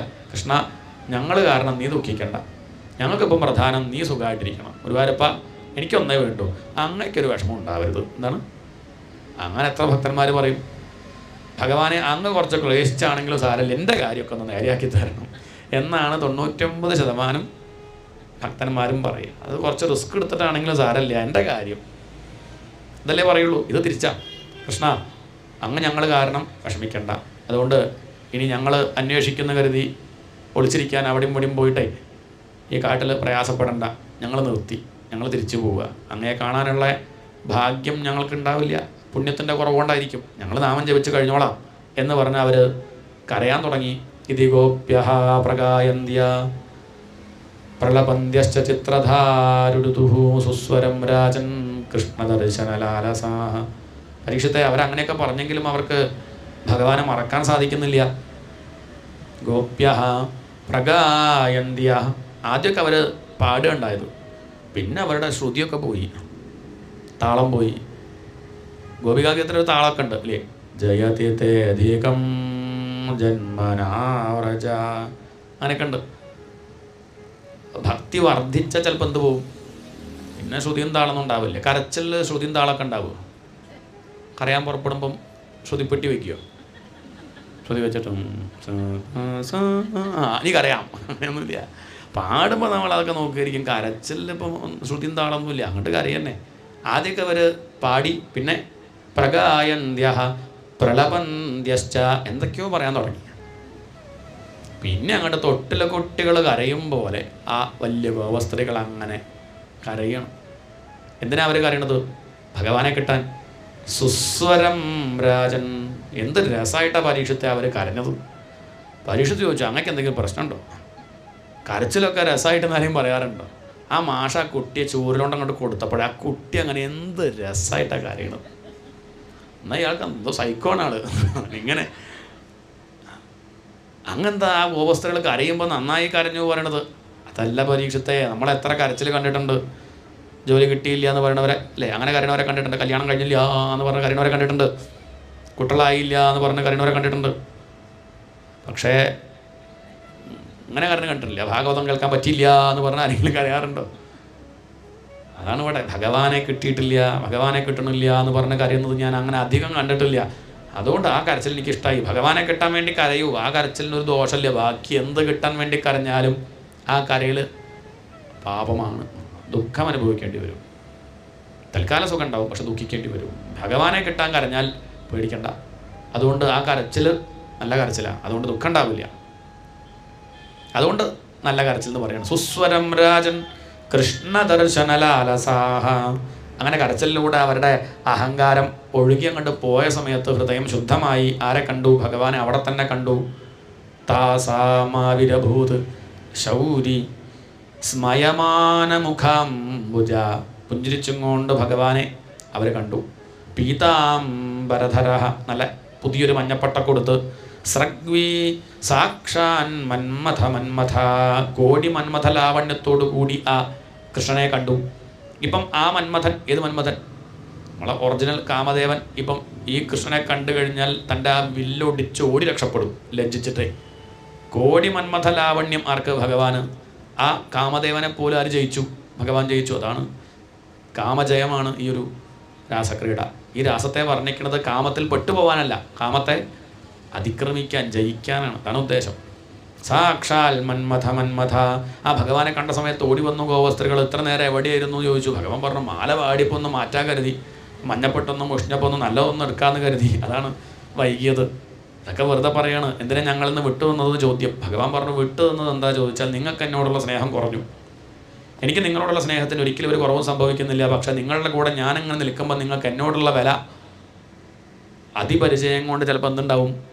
അതിപരിചയാത് അവജ്ഞ എന്ന് പറയും. അതിപരിചയം കൊണ്ട് ചിലപ്പം അവജ്ഞ ഉണ്ടാവും. മുറ്റത്തെ മുല്ലയ്ക്ക് ഗന്ധമില്ലായിട്ടല്ല, പക്ഷെ തോന്നില്ല. അടുത്താവുമ്പോഴേ നമുക്കങ്ങനെ വലിയൊരു വില തോന്നില്ല. ഇപ്പം നിങ്ങൾക്ക് സുലഭമായിട്ട് എന്നെ കിട്ടിയപ്പം നിങ്ങൾ എന്നെ വേണ്ടതുപോലെ ശ്രദ്ധിക്കുന്നില്ലേ? അതുകൊണ്ടൊന്ന് വിട്ടു തന്നേ ഉള്ളൂ. ഇപ്പം നിങ്ങൾക്ക് എൻ്റെ മഹിമ മനസ്സിലായല്ലോ, അത്രയേ ഉള്ളൂ. നിങ്ങൾക്ക് എന്നോടുള്ള സ്നേഹം കുറയണ്ട കരുതിയിട്ടാണ് വിട്ടു തന്നത് എന്ന് ഭഗവാൻ. ഭഗവാന്റെ അടുത്തേക്ക് ഓടിച്ചെന്നു ആ ഗോപസ്ത്രീകൾ. ഭഗവാൻ ഇരിക്കാൻ വേണ്ടി അവരവരുടെ വേഷ്ടി അത് പിഴിഞ്ഞ് വട്ടത്തിലിട്ട് കൊടുത്തു. യോഗീശ്വരന്മാരുടെ മനസ്സിലിരിക്കാൻ മടിക്കുന്ന ഭഗവാൻ, യോഗീശ്വരന്മാരുടെ മനസ്സിനെ ശുദ്ധം പോരാ എന്ന് പറഞ്ഞിരിക്കില്ല. ആ ഭഗവാൻ ഈ ഗോപസ്ത്രീകളുടെ വേഷ്ടിയിൽ ഇരുന്നു പരീക്ഷത്തെ. കാരണം ശുദ്ധ ഹൃദയം, അഹന്ത മുഴുവൻ കണ്ണീരിലൂടെ പോയി എന്ന് ഉറപ്പാക്കിയ ഭഗവാൻ അവരുടെ മുന്നിലിരിക്കുന്നു. ഭഗവാന്റെ ചുറ്റും അവരിരുന്നു. യോഗീവാനന്ദ സംപ്ലുത. അവരനുഭവിച്ച ആനന്ദം എന്താണെന്ന് വെച്ചിട്ടുണ്ടോ? യോഗീശ്വരന്മാർക്ക് ബ്രഹ്മതത്വം ധ്യാനിക്കുമ്പോൾ ഉണ്ടാവുന്ന ആ ഒരു അനുഭവമല്ലേ, അതാണ് ഉണ്ടായത്. പ്രാജ്ഞം പ്രാപ്യ യഥാജന, ജ്ഞാനിയായിട്ടുള്ള ഗുരുനാഥൻ്റെ അടുത്തേക്ക് ശിഷ്യന്മാർ ഓടിച്ചെല്ലുന്നത് പോലെ അവർ ഭഗവാന്റെ അടുത്തേക്ക് ഓടിച്ചെന്നു. എന്തിനാ അപ്പോൾ ഇങ്ങനെയുള്ള ഉപമ പറയണത്? വേറെ എന്തൊക്കെ പറയാം, ഒരു പുരുഷൻ്റെ അടുത്തേക്ക് സ്ത്രീകൾ പോയതല്ല എന്ന് കാണിക്കാനാണ് ഇപ്പോൾ ഇങ്ങനെയൊക്കെയുള്ള ഉപമകൾ പറയണത്. അവർ ഭഗവാന്റെ അടുത്തിരുന്നു, ഭഗവാന്റെ ഒരു ചോദ്യം ചോദിച്ചു. പലതരത്തിലുണ്ട് ഇവിടെ ആളുകൾ. ചിലർ അങ്ങോട്ട് സ്നേഹിച്ചാൽ അങ്ങോട്ട് സ്നേഹിക്കും, ചിലർ അങ്ങോട്ട് സ്നേഹിച്ചില്ലെങ്കിലും അങ്ങോട്ട് സ്നേഹിക്കും, ചിലർ അങ്ങോട്ട് സ്നേഹിച്ചാലും ഇതിലേതിലാണ് അങ്ങ് പെടുക എന്നാണ് ചോദ്യം. ഭഗവാൻ പറഞ്ഞു ഏതാ കേമെന്ന് ചോദിച്ചാൽ ഇങ്ങോട്ടൊന്നും പ്രതീക്ഷിക്കാണ്ട സ്നേഹിക്കലാണ് ഏറ്റവും കേമായിട്ടുള്ള കാര്യം. അത് ഭാര്യയാണെങ്കിലും ഭർത്താവിനെയാണെങ്കിലും ഭാര്യയാണെങ്കിലും മക്കളെയാണെങ്കിലും ഒക്കെ ഒന്നും പ്രതീക്ഷിക്കേണ്ട. ഇപ്പോഴത്തെ കാലത്ത് പിന്നെ നമുക്കതില്ല. കിട്ടും പഠിപ്പിച്ചു കഴിഞ്ഞാൽ അവർ വല്ല സ്വിറ്റ്സർലാൻഡോ ആസ്ട്രേലിയയോ അമേരിക്കയിലോ പോകും. പിന്നെ അങ്ങോട്ട് ഗ്രീൻ കാർഡും കിട്ടി പിന്നെ അവരിക്കും. പിന്നെ അങ്ങോട്ട് വരുമൊന്നുമില്ല, പിന്നെ വിളിച്ചാൽ ഫോൺ എടുക്കില്ല, പിന്നെ ഇവിടുത്തെ സമയമാവില്ല അവിടുത്തെ സമയമല്ല, ബുദ്ധിമുട്ടാവും. പിന്നെ ഇടയ്ക്കൊക്കെ അക്കൗണ്ടിൽ വല്ലതും അയച്ചു തന്നാൽ സന്തോഷം, അത്ര തന്നെ. അപ്പോൾ വലിയ പ്രതീക്ഷയൊന്നുമില്ല, അപ്പോൾ അതുകൊണ്ട് കുഴപ്പമില്ല. പക്ഷെ പണ്ടങ്ങനെയല്ലല്ലോ, പണ്ട് നമ്മളിങ്ങനെ പ്രതീക്ഷിക്കുമല്ലോ, മക്കളുണ്ടാവും എന്നൊക്കെ കരുതി കുറേ വീട് വലിയ കുറേ മുറികളൊക്കെ ഉണ്ടാക്കി വയ്ക്കും. ഒന്നുമില്ല, 8 കാലി വലിയൊക്കെ ആയിട്ട് നിൽക്കും, ആരും വരില്ല. മനുഷ്യർ പിന്നെയും പ്രതീക്ഷിച്ചുകൊണ്ടാണ് സ്നേഹിക്കുന്നത്. പക്ഷെ മൃഗങ്ങൾ അങ്ങനെയല്ല, അവർ ഒന്നും പ്രതീക്ഷിക്കണില്ല, എന്നാലും പ്രസവിച്ചാൽ നോക്കാണ്ടിരിക്കാറുണ്ടോ? നായക്കുട്ടിയെ നോക്കാറില്ലേ? പൂച്ചക്കുട്ടിയെ നോക്കാറില്ലേ? എന്തിനത്? പൂച്ചക്കുട്ടി വലുതായി വലിയ പൂച്ചയാകുമ്പോൾ തന്നെ നോക്കും എന്ന് കരുതിയിട്ടാണ്. അങ്ങനെയൊന്നും അവരുടെ സമ്പ്രദായത്തിലില്ല. പക്ഷെ എന്നാലും ആ പൂച്ച പ്രസവിച്ച് കഴിഞ്ഞാൽ നോക്കണില്ലേ? ഒരു പ്രശ്നമില്ലാണ്ട് നോക്കണില്ലേ? തൻ്റെ ധർമ്മമാണ്, താൻ ചെയ്യുന്നു, അത്രയേ ഉള്ളൂ. ഇതുപോലെയാണ് വേണ്ടത്. തൻ്റെ ധർമ്മം താൻ ചെയ്യേണ്ടതാണ്. അവരിങ്ങോട്ട് നോക്കിയാലും ഇല്ലെങ്കിലും അതൊന്നും വിഷയമില്ല, തൻ്റെ ഡ്യൂട്ടി അത് താൻ വൃത്തിയിൽ ചെയ്യുക എന്നുള്ള മട്ടിലാണ് എല്ലാവരെയും സ്നേഹിക്കേണ്ടത്. അങ്ങനെ സ്നേഹിക്കുന്നവർക്കൊരു വിഷമവും സ്നേഹം കൊണ്ട് ഉണ്ടാവില്ല. പക്ഷെ ലോകത്ത് അധികവും അങ്ങനെയല്ല. രണ്ടാമത് പറഞ്ഞതാണ് അധികം ഉണ്ടാവുക. അങ്ങോട്ടുണ്ടെങ്കിൽ ഇങ്ങോട്ടുണ്ട്. ഇങ്ങോട്ട് സ്നേഹിച്ചാൽ ഞാൻ അങ്ങോട്ട് സ്നേഹിക്കും, ഇങ്ങോട്ടില്ലെങ്കിൽ ഡൈവേഴ്സ്. അതാണ് പ്രശ്നം. അങ്ങോട്ടില്ലെങ്കിൽ അത് തെറ്റൊന്നുമില്ല, ജീവിതം നടന്നു പോകാൻ അതൊക്കെ മതി. ഇങ്ങോട്ടുണ്ടെങ്കിൽ അത് കച്ചവടം എന്നേ പറയാൻ പറ്റുള്ളൂ, ബിസിനസ്സാണ്. അങ്ങോട്ടുണ്ടെങ്കിൽ അങ്ങോട്ടില്ലെങ്കിൽ ഇല്ല, അത്രയേ ഉള്ളൂ. അതത്ര ഉദാത്തമാണെന്നൊന്നും ഞാൻ പറയില്ല. പിന്നെ ചിലരുണ്ട് കേട്ടോ, ഇങ്ങോട്ട് സ്നേഹിച്ചാലും അങ്ങോട്ട് സ്നേഹിക്കില്ല, അവർ നന്ദില്ലാത്തവരാണ്. അങ്ങോട്ട് സ്നേഹിക്കുന്നവരെ പോലും സ്നേഹിക്കുന്നില്ല പറഞ്ഞാൽ ഒരു മര്യാദയൊക്കെ വേണ്ടേ? ചിലർ പ്രകടിപ്പിക്കില്ല കേട്ടോ, അവർക്ക് എല്ലാവരോടും സ്നേഹമായിരിക്കും. സന്യാസിമാരൊക്കെ അങ്ങനെയാണ്, അവർക്ക് എല്ലാവരോടും സ്നേഹമാണ്. അവർക്ക് കൊണ്ട് ആരോടും എന്തില്ല, ഒരു പ്രത്യേകത ആരോടും ഉണ്ടാവില്ല. ചിലപ്പോൾ ചിലർക്ക് അവരോടൊരു പ്രത്യേകത ഉണ്ടാവും, പക്ഷേ അവർക്കെന്തില്ല, അവർ ചിലപ്പം കുശലപ്രശ്നം ചോദിച്ചോളന്നില്ല. നമ്മൾ അങ്ങോട്ട് ചോദിക്കും, അവരിങ്ങോട്ട് ചോദിച്ചോളന്നില്ല. എന്നിട്ട് നമ്മൾ അവരെ കുറ്റം പറയാം, സന്യാസി കണ്ടില്ലേ, ഒരു മര്യാദ ഇല്ലാതെ. ഞാൻ ഗുഡ് മോർണിംഗ് പറഞ്ഞു, എന്നോട് ഇങ്ങോട്ട് ഗുഡ് മോർണിംഗ് പറഞ്ഞില്ല. അയാൾ ചോദിക്കും, തന്നോട് ആരാ പറയാൻ പറഞ്ഞത്? തന്നോട് ഞാൻ പറഞ്ഞു, രാവിലെ കാണുമ്പോൾ ഗുഡ് മോർണിംഗ് പറയാം. അവർക്ക് അത്രയുള്ള, അവർക്ക് ഇപ്പോൾ അങ്ങനെയുള്ള ലോകമര്യാദ ഒന്നും ചിലപ്പോൾ അവർ പാലിച്ചോളന്നില്ല. അവരിൽ നമ്മളത് പ്രതീക്ഷിക്കുകയും ചെയ്യരുത്. എല്ലാ ദിവസവും വൈകുന്നേരം വിളിക്കണം, ആര്? സ്വാമിയാരെ, നമ്മളെ. അതൊക്കെ ഗൃഹസ്ഥന്മാരോടൊക്കെ ആവശ്യം. അവർക്ക് അങ്ങനെയൊന്നും, അവർ ആരെയും ആശ്രയിക്കണില്ല. അതുകൊണ്ട് അവർ നന്ദില്ലാത്തവരെ വിചാരിക്കേണ്ട, അവർ ആത്മാരാമന്മാരാണ്. അങ്ങനെയുള്ളവരും ലോകമര്യാദയൊന്നും പാലിച്ചോളന്നില്ല. ഇനിയിപ്പം ഞാൻ ഏതിലാ ചോദിച്ചാൽ എനിക്ക് കാരുണ്യം അല്ലാണ്ട് എന്താ ഉള്ളത് ഗോപികമാരെ? നിങ്ങൾക്ക് എന്നോടുള്ള ആ സ്നേഹം കൂടാൻ വേണ്ടി വിട്ടു തന്നേ ഉള്ളൂ, അതല്ലാതെ നിങ്ങളോട് എനിക്കൊട്ടും വൈരല്ല എന്ന് പറയലും ഗോപികമാർക്ക് സന്തോഷമായി. ഗോപികമാരും ഭഗവാനും കൂടി നൃത്തം വെച്ചു. ഒരു ഗോപി, ഒരു കൃഷ്ണൻ, ഒരു ഗോപി, ഒരു കൃഷ്ണൻ, ഒരു ഗോപി, ഒരു കൃഷ്ണൻ, നടുക്കൊരു കൃഷ്ണൻ. അതാർക്ക് വേണ്ടിയിട്ടാണ്? ഭാഗവതമൊക്കെ കേട്ടിട്ട് നമുക്കും ഒന്ന് പോകണം തോന്നിയാൽ ആ കൃഷ്ണൻ അവിടെ ഒറ്റയ്ക്ക് ഇരിക്കുക, ഇതുവരെ ആരും പോയിട്ടില്ല. അങ്ങനെ ഏതെങ്കിലും ഒരു ഭക്തന് വരണം തോന്നിച്ചാൽ കൃഷ്ണനില്ലാണ്ട് ആവണ്ട കരുതി ഒരു കൃഷ്ണനെ അധികം നടുക്കങ്ങനെ ഇരിക്കുന്നു. അങ്ങനെ അവരാനന്ദിച്ചു. ആ ഗോപികമാർക്ക് ആനന്ദാനുഭവം, അതാണ് രാസം. അതാണ് ജീവിതത്തിൻ്റെ ലക്ഷ്യം, മോക്ഷമാണ് ഇപ്പോൾ ഇവിടെ വർണ്ണിച്ചത്. അതിന് വർണ്ണിക്കാനൊന്നും പറ്റില്ല, അതുകൊണ്ടാണ് ഇങ്ങനെ ലൗകികമായിട്ടുള്ളൊരു കഥ പോലെ വർണ്ണിച്ചത്. നമ്മൾ അനുഭവിക്കുന്ന ഏറ്റവും വലിയ ആനന്ദം എന്ന് പറഞ്ഞാൽ ഇപ്പം രാസം, അതാണ് നമ്മുടെ അനുഭവത്തിൽ ഇപ്പോൾ ഏറ്റവും വലിയ സുഖമായിട്ട് കണക്കാക്കുന്നത്. അതായതുകൊണ്ട് ആ മട്ടിൽ അവതരിപ്പിക്കുകയാണ്. ഏറ്റവും വലിയ ബന്ധം ആരായിട്ടാണ് ചോദിച്ചാൽ കാമുകീ ഭാവമാണ് ഏറ്റവും വലിയൊരു ബന്ധമായിട്ട് പറയാം. അതിപ്പോൾ ഇനി ഇവിടെ മാത്രമല്ല, ഏത് കവികളും ആ മട്ടിലാണ് വർണ്ണിക്കുക. എപ്പോഴും ഭാര്യ ഭർത്തൃബന്ധം, അതാണ് കുറേ കാലം നിൽക്കുക. അച്ഛനും മക്കളായിട്ടുള്ള ബന്ധം അധിക കാലമൊന്നും ഉണ്ടാവില്ല, കുറച്ച് കഴിയുമ്പം കല്യാണം കഴിച്ച പിന്നെ കഴിഞ്ഞില്ലേ. പക്ഷെ എപ്പോഴും ഉണ്ടാവുക, കൂടുതൽ കാലം ആരുടെ കൂടെ ഉണ്ടാവുക? അത് ഭർത്താവും ഭാര്യയല്ലേ. അതുകൊണ്ടാണ് ആ മട്ടിൽ ഭഗവാനെ കാമുകനായിട്ടും ഭക്തന്മാരെ മുഴുവൻ ഗോപികമാരായിട്ടും വ്യാഖ്യാനിച്ചത്. അതുകൊണ്ടാണ് കഥയൊക്കെ പറഞ്ഞ സമയത്ത് പരീക്ഷിച്ച് നമുക്ക് വേണ്ടി ഒരു ചോദ്യം ചോദിച്ചു. സംഗതി എന്തൊക്കെ പറഞ്ഞാലും ഈ അർദ്ധരാത്രി സമയം കൃഷ്ണൻ്റെ കൂടെ അവർ നൃത്തം വെച്ചതിൽ എനിക്ക് വലിയ പരീക്ഷത്തങ്ങൾ പറഞ്ഞില്ല, നമ്മൾ മനസ്സിലാകാൻ വേണ്ടി പരീക്ഷത്ത് പറഞ്ഞു. അത് ശരിയായോ എന്നാണ് പരീക്ഷത്തെ ചോദ്യം. ആ സമയത്ത് ശ്രീശുകർ പറഞ്ഞു, അങ്ങനെ പറയല് പരീക്ഷത്തെ, അങ്ങക്ക് പുത്രൊക്കെ പറഞ്ഞിട്ട് അങ്ങക്ക് മനസ്സിലായില്ലേ? കൃഷ്ണനെ ഇപ്പം അങ്ങ് പുരുഷനായിട്ട് കണക്കാക്കില്ലേ? കൃഷ്ണനെ ഇപ്പം പുരുഷനായിട്ട് കണക്കാക്കുമ്പോഴല്ലേ അങ്ങക്ക് ഇപ്പം ഇതിലൊരു ദോഷം തോന്നിയത്?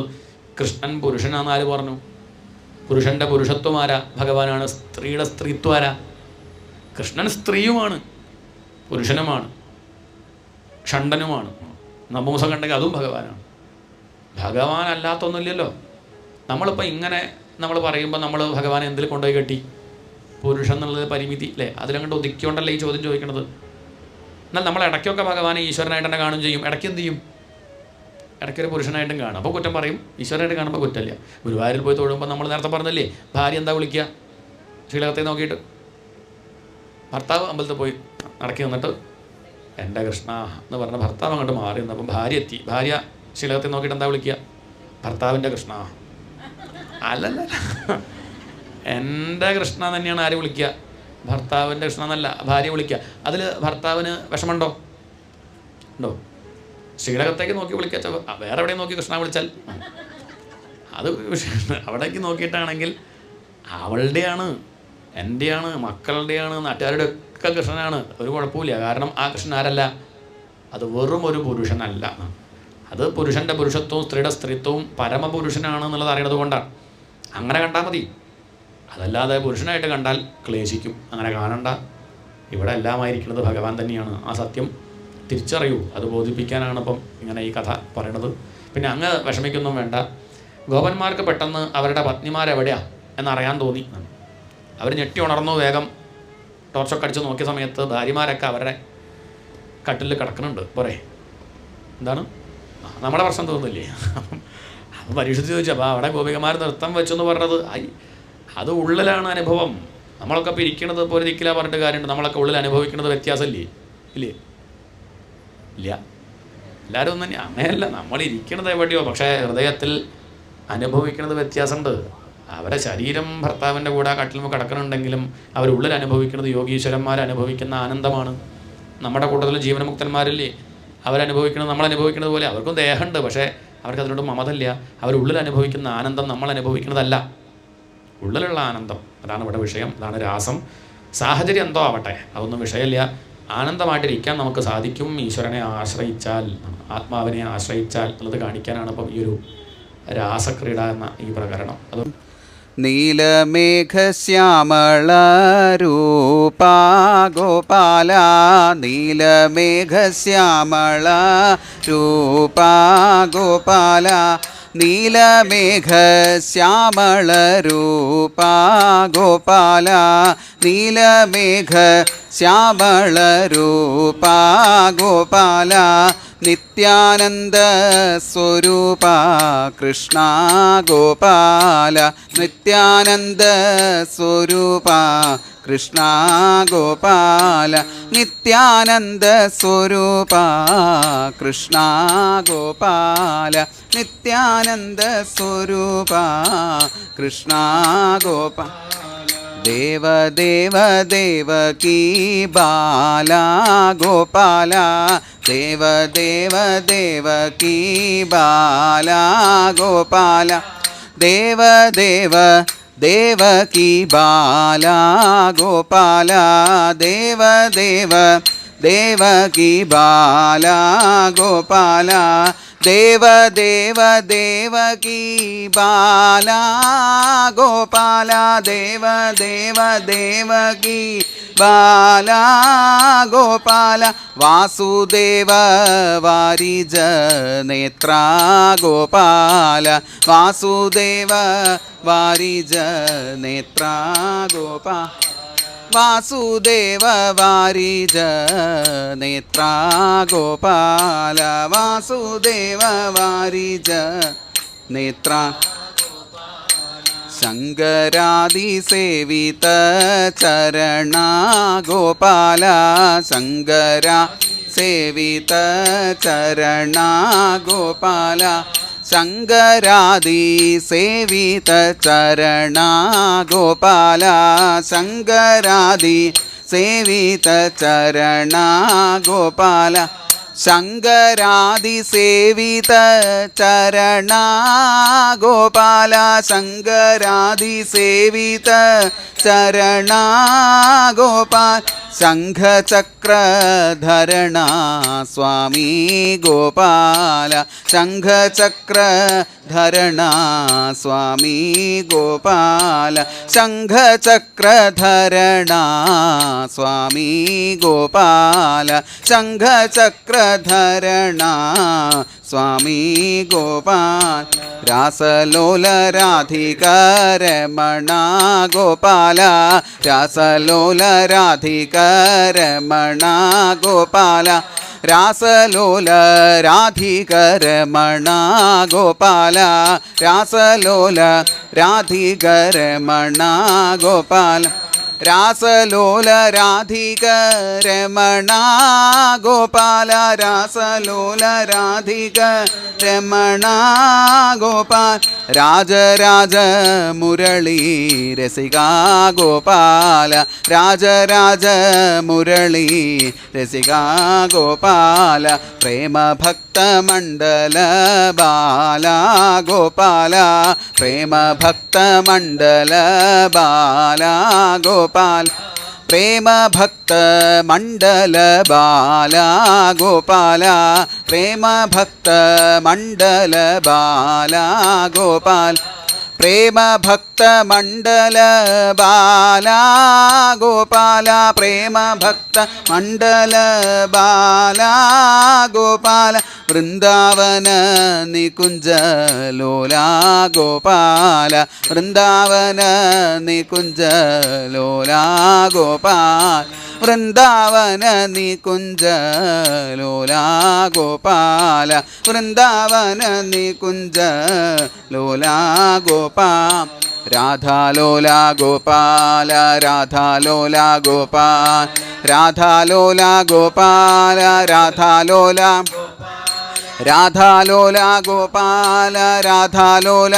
ഗോപാൽ രാധാലോല ഗോപാല രാധാലോല ഗോപാൽ രാധാലോല ഗോപാല രാധാലോല ഗോപാൽ രാധാലോല ഗോപാല രാധാലോല ഗോപാൽ രാധാലോല ഗോപാല രാധാലോല ഗോപാൽ രാധാലോല ഗോപാല രാധാലോല ഗോപാൽ രാധാലോല ഗോപാല രാധാലോല ഗോപാൽ രാധാലോല ഗോപാല രാധാലോല ഗോപാൽ രാധാലോല ഗോപാല രാധാലോല ഗോപാല രാധാലോല ഗോപാല